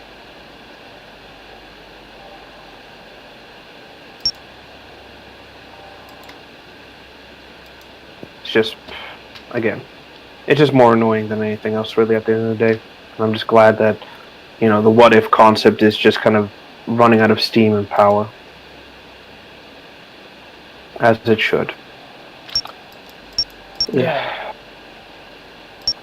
Anyway, sorry. I know I'm ranting. I'm just kind of throwing things out there at the moment. No, it's okay. I understand. Right. Well, I did want to... Actually, let me check a few other things, because I'm curious. I brought up the whole Sonic stuff. Let me check and see what's going on. Apparently, there's rumors that the most recent Sonic film's script's been leaked. I want to validate that before anything. Sonic 4? Which it meant... Yeah. Apparently someone got their hands on it and leaked online, apparently. So I wanna verify that before anything, so... I heard it's going to be a Sonic Amy love plot. Like, I'm not actually, I'm actually thinking they're gonna do that, because it's like, you know, it's a western, like, it's a westernization of Sonic, and the director is like saying that, you know, Sonic's growing up, and the thing that boys growing up face is girls. So I think it's just gonna be a fucking romance plot with Metal Sonic. That's what it's gonna be. I bet that's what's gonna fucking happen. It's gonna be Sonic CD, but Sonic Amy edition, where Sonic actually has feelings for Amy. Oh, God help us. Sorry, I went on Reddit and I just saw like Black Doom like with the body of The Rock in front of the Twin Towers, and all the text below says, "It's all about family, Shadow. Now Chaos Blast the second tower." I don't know why, but that does sound like some shit Black Doom would pull me. Like, yes, do this. Let me see here. No,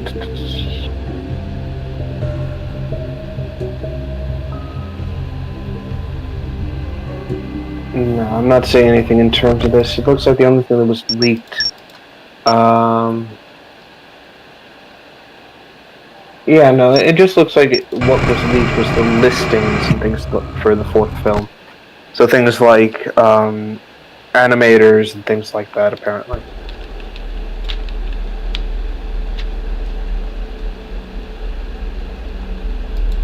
So nothing too major, apparently. Though there does seem to be some generalizations about allegedly. Yeah, here it is. Allegedly, something about what's it called? Shadow. Sorry, it's not Shadow. Metal Sonic being involved. Something about. Well, this is what I'm saying. It's mostly a quote saying, "If we can get Carrie back on the film, then we can go forward with this." So it looks like they are trying to get Jim Carrey back for this again. Which I don't know how I feel about that. Shit.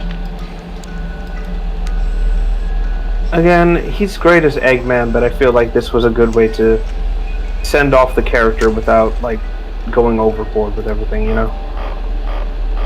Yeah. Like, yes, don't worry, I'm gone, but whatever. Looks like it is going to be focused with Metal Sonic, but that's good. So, you know, there's that. I'm just curious to see how far they're going to go with this concept. Other than that, not seeing much else, just minor details here and there, but nothing plot relevant. Okay, so we're good, at least in terms of everything, so nothing major's been leaked, just the listing. That's fine. I was worried there for a second. So it's just like basic ideas of what they want. Yeah, basic, just set. You know, like we need set designers, animators, script writers, just basic things, which just kind of confirm what we already knew, that the fourth film was in production and it is going to be like worked on. So it's not like a huge concern or like, oh my god, you know, like whatever. So again, that's at the very least that's something decent to look forward to at the end of the day. I'm just again worried about the minutia and the smaller details. Again, like I said, minor problems as they may be. Let me see. Yeah, so you got that going on. I'm not seeing anything else beyond that though. Looks like. Actually, let's check the game side of things. So the last thing that released was Shadow Generations. So let's take a look here.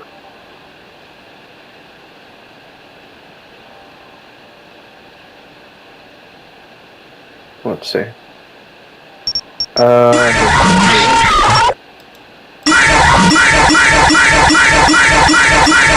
Jesus. Sorry, I just checked something here. Apparently, yeah. Sorry, no, I'm just checking something. The co-creator of Sonic. Oh, so Izuka is back. Wait, really? Yeah. I thought he already was. It says here back. after. He is, but it looks like he's trying to pitch a new game to Sega, which is, quote, a pirate-themed coin pusher game.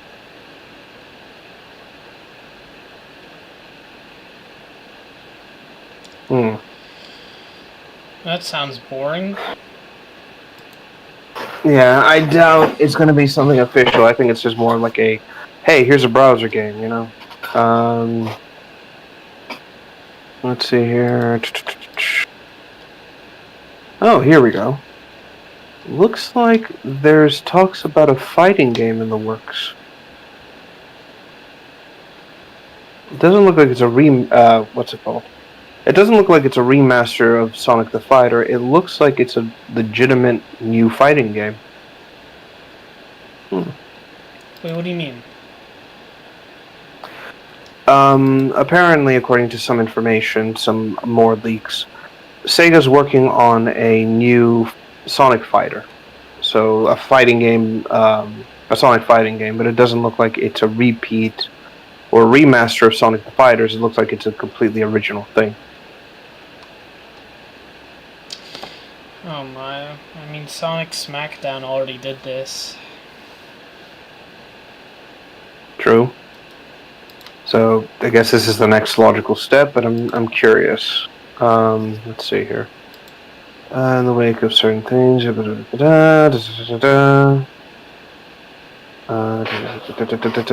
possibly leaked.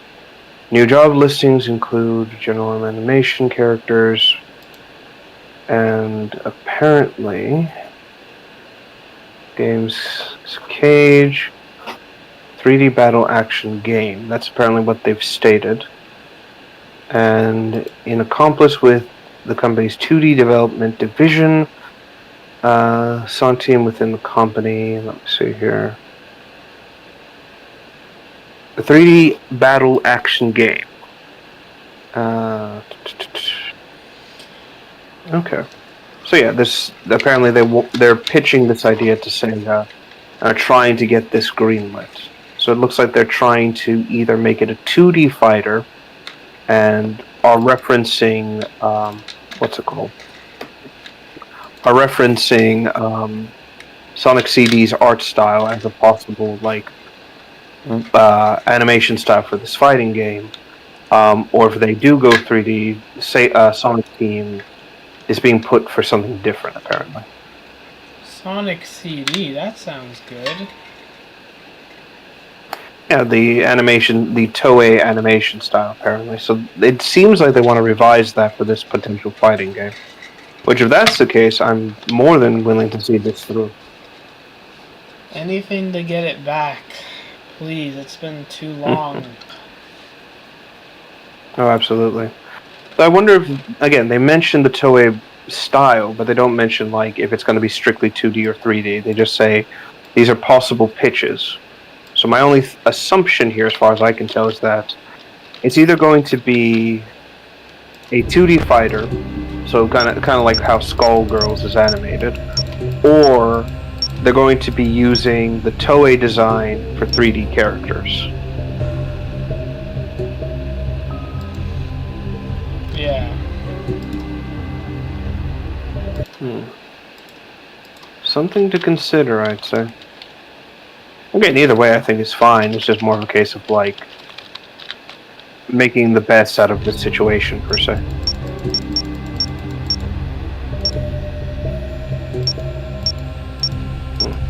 Let's see here.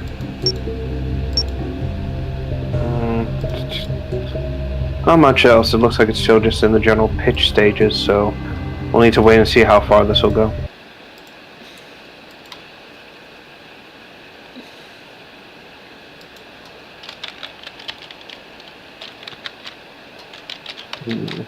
Let's see here.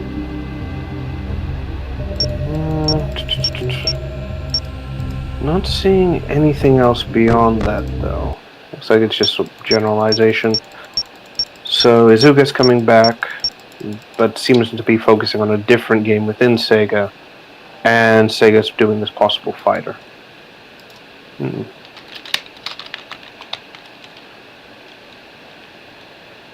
Yeah, it makes you wonder what exactly they've got up their sleeve. Yeah.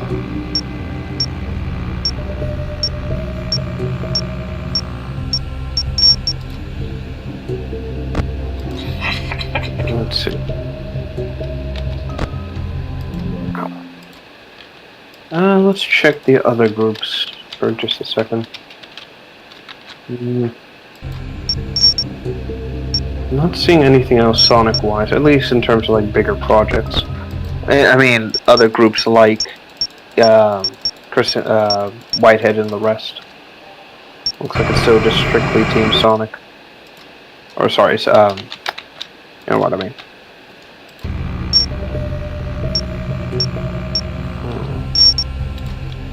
I wonder.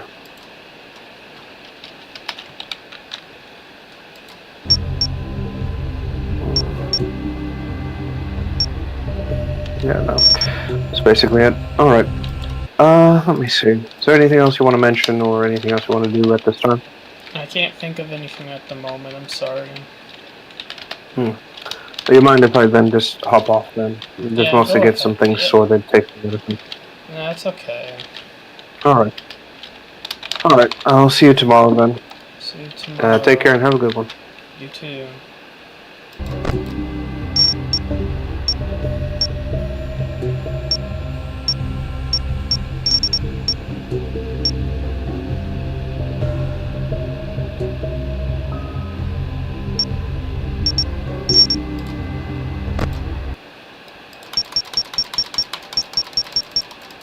God damn it! How do?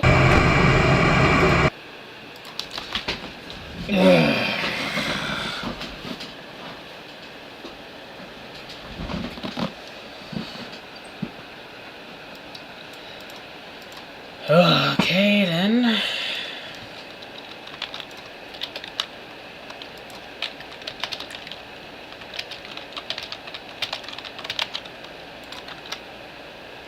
How was that?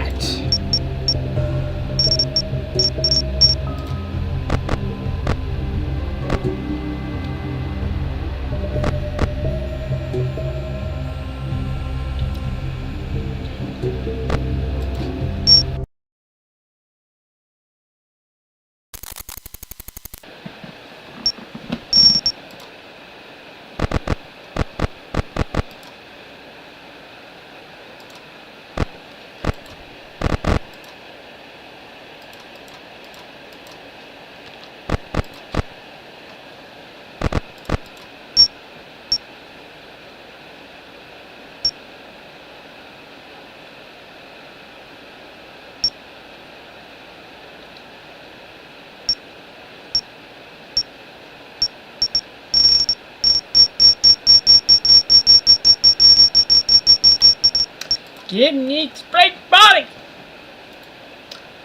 Oh, Lord.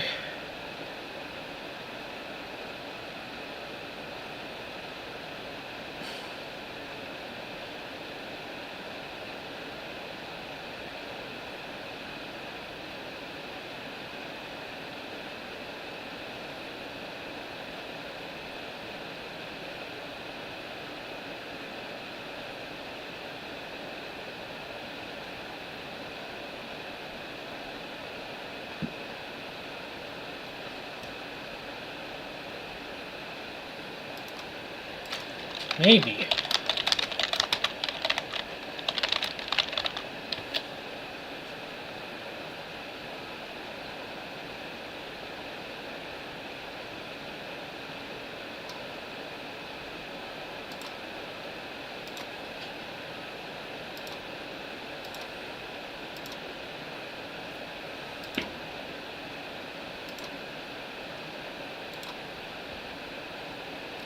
Hello, whoever has joined.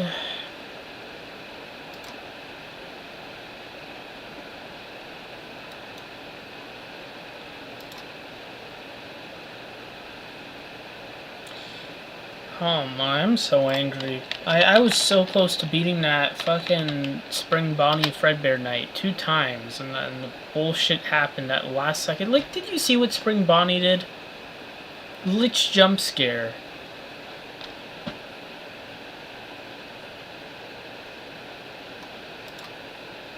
Pissed off.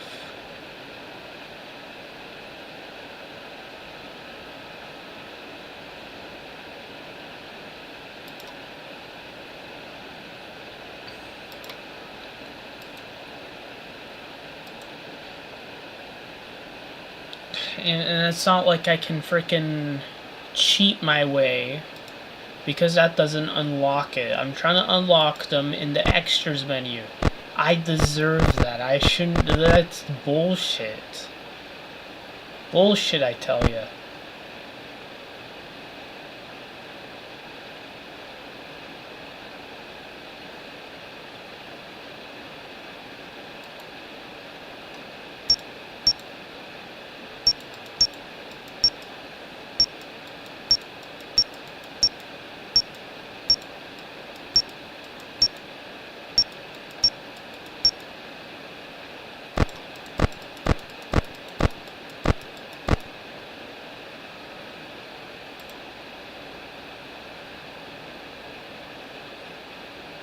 How would one find that code anyways?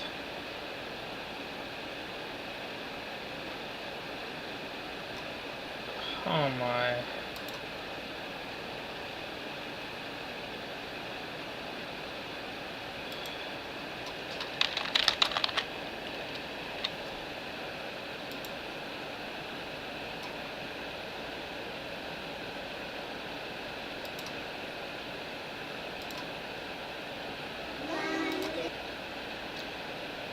Mr. Freddy, how do I 100% save file to your game?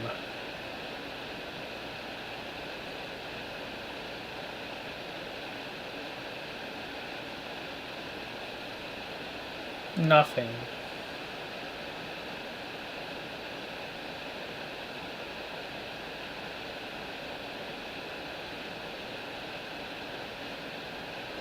Maybe this is deluxe commentary. Please tell us.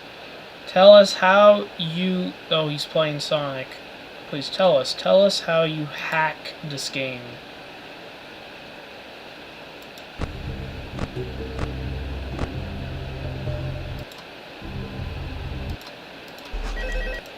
And welcome to your new summer job. To help you get... Please. Come on, tell us. So for FNAF 3 Deluxe, right, there isn't a whole lot of like early development footage. There is some Well, how about you stuff tell on us characters how and to same hack your game? Well, not really, so I'm sure you guys will. Oh, fuck. Alright, I guess we have to try this legit again, even though I don't want to because I'm pissed off. Oh my god. How the hell did these guys do it? The Dark Taurus, could you have at least given us a save file to download? No, none of you have a save file. How could you do this to me?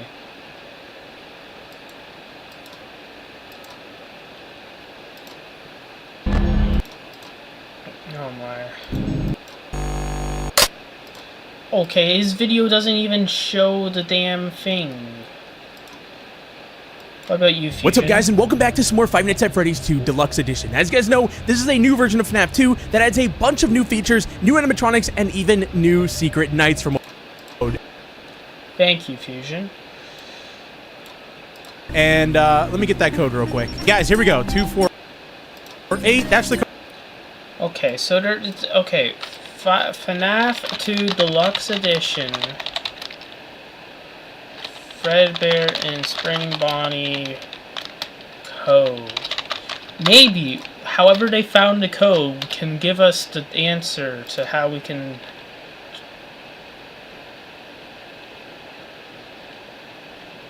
It's nowhere to be found. How the hell does one find this code? The comments... Oh my god. Okay, I guess we do have to play this legit. I tried my best, because I'm sorry, I'm just pissed off that we failed that 2 times when we got the 5 AM. But I guess we can try it again. I hope we're ready. Right?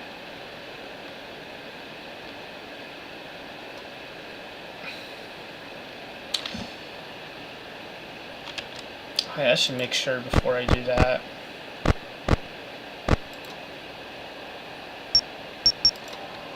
Oh, I already... should relaunch the game. Right? And when we beat it, I'll show you guys all how to cheat it yourself. Because I'm angry. I mean, but maybe I shouldn't do that.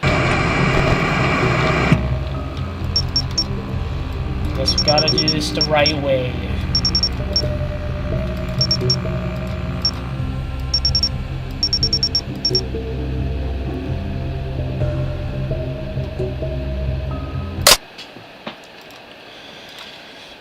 Okay, here we go. We're back in hell.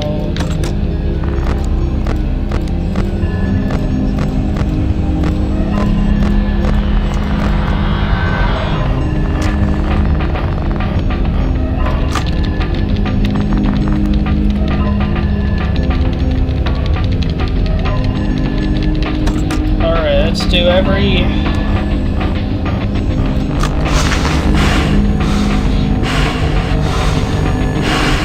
...5 seconds.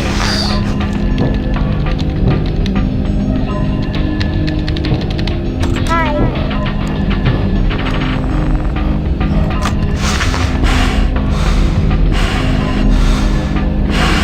Bye-bye.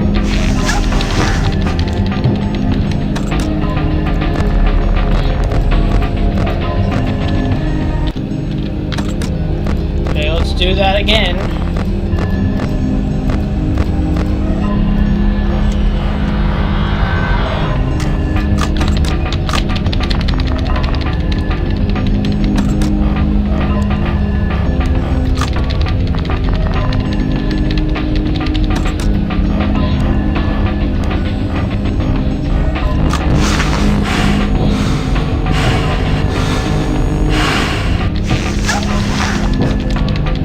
Hi.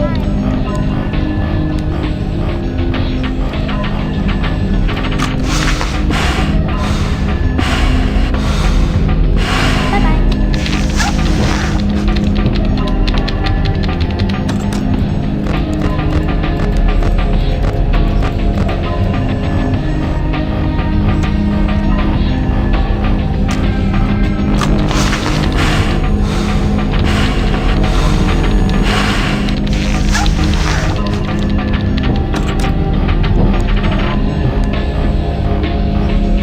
Hi.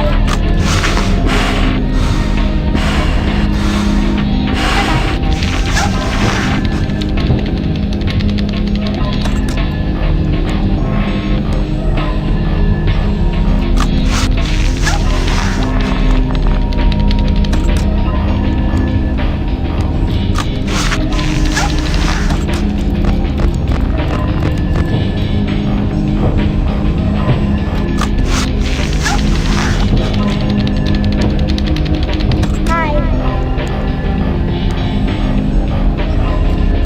Bye-bye.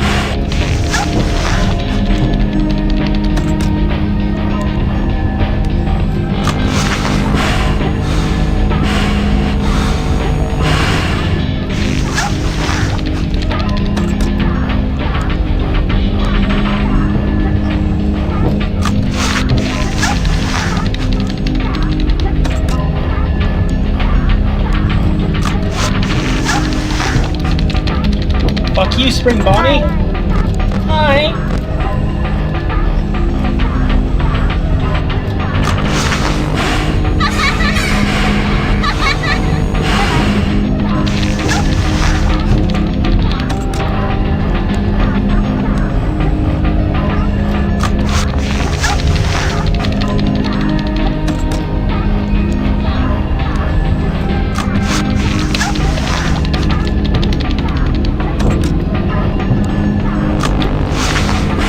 That might have been too late. Hi.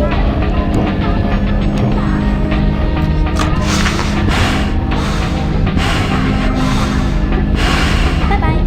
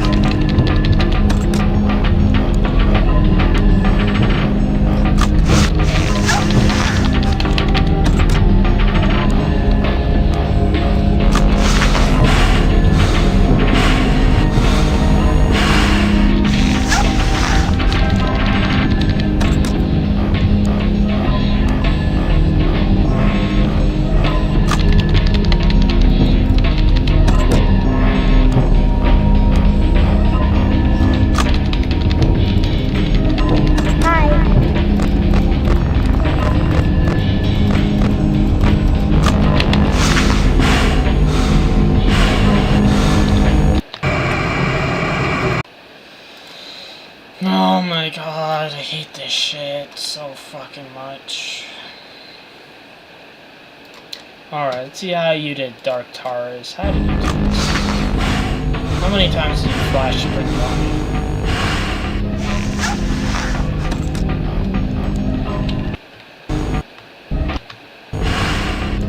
One, two, three, four, five, six, seven, eight, nine. I don't even know.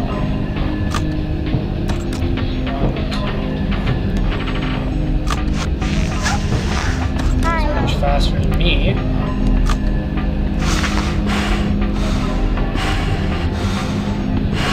Bye-bye.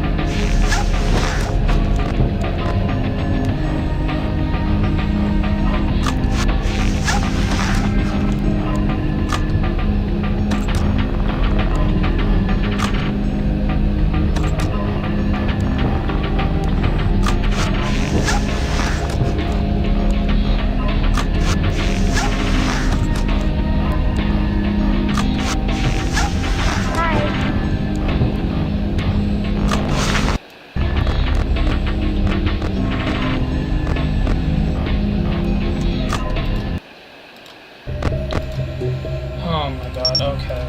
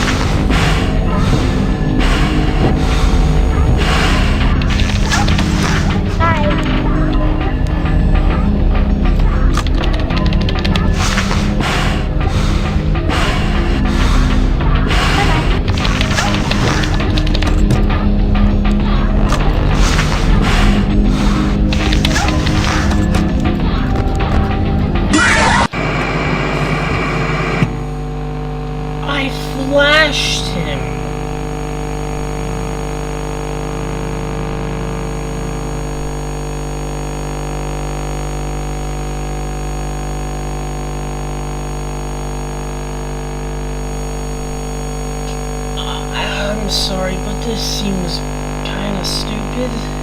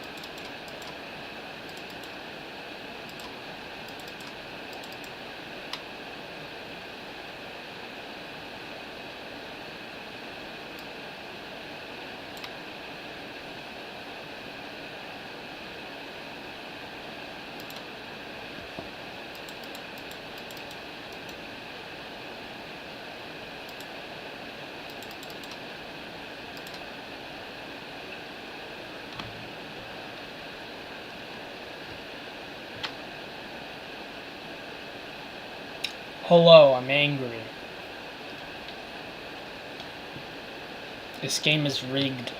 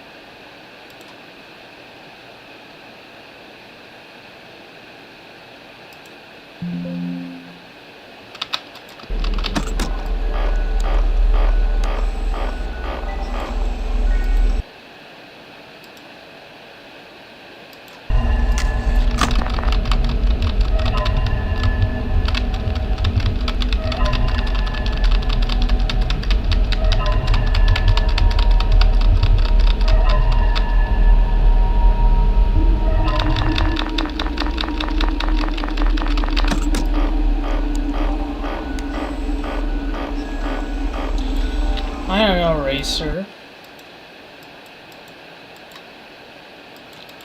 What I do know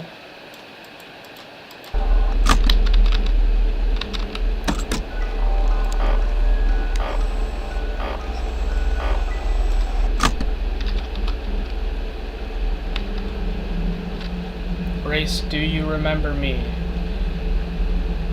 No.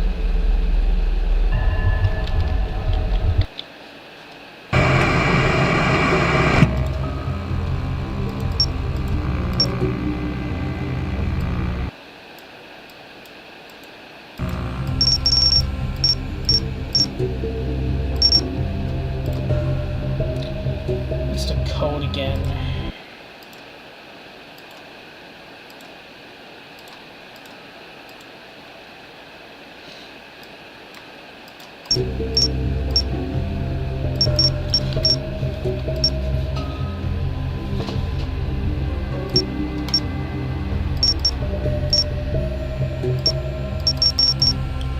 Well, they can't exactly do much when, hello, Springtrap.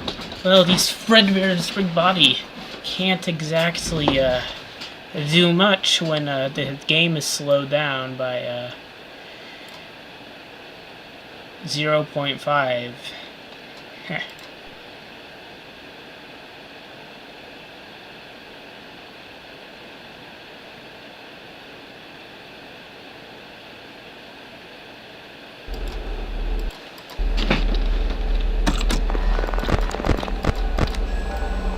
Oh, what's wrong? Oh.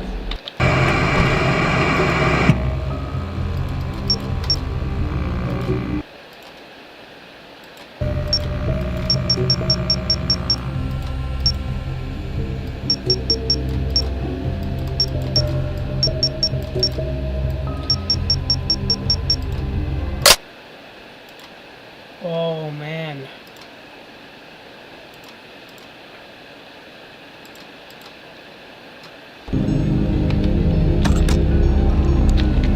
Oh, what's wrong? You two are stuck on the stage, aren't you?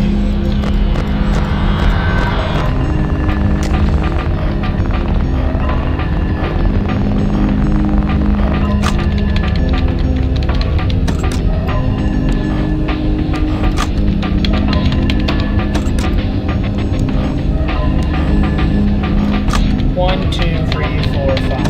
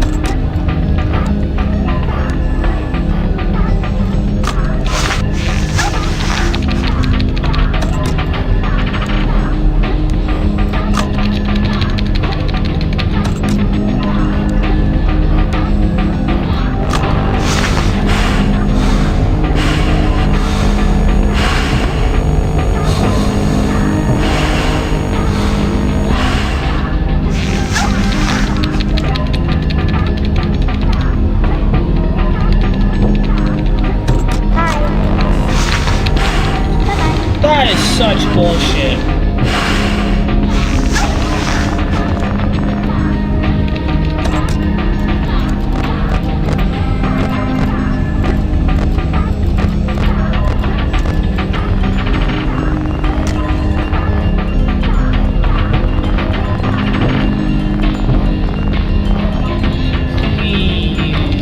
The others are like animals, but I am very aware.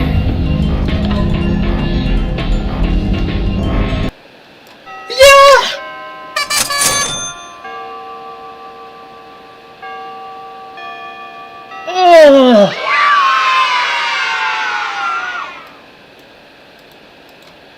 Ugh.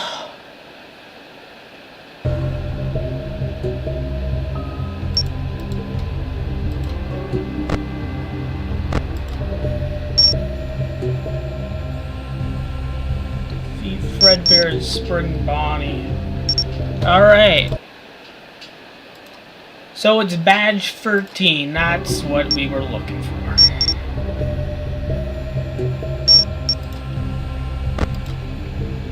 Oh my god.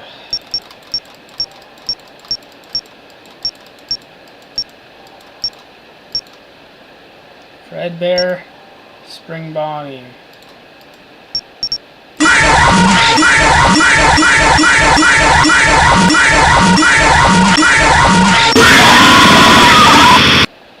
They don't actually use that jump scare in the game.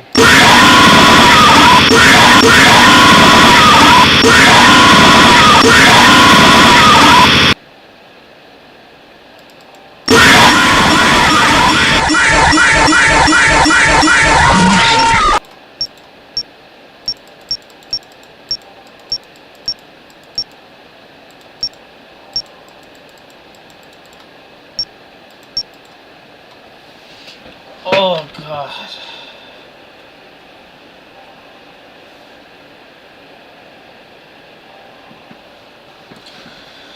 Oh man.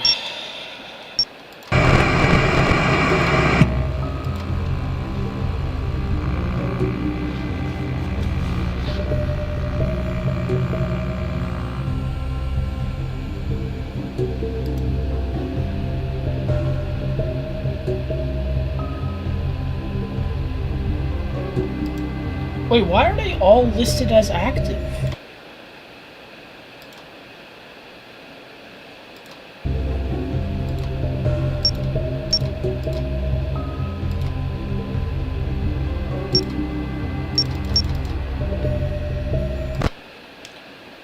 Did it just give me all the plushies because I beat Fredbear and Spring Bonnie? Well, it clearly didn't. Well, we got a purple star here.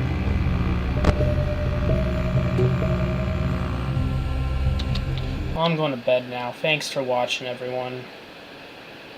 It was a fun stream, even if I tried to cheat. I got angry, but yeah, thank you everyone.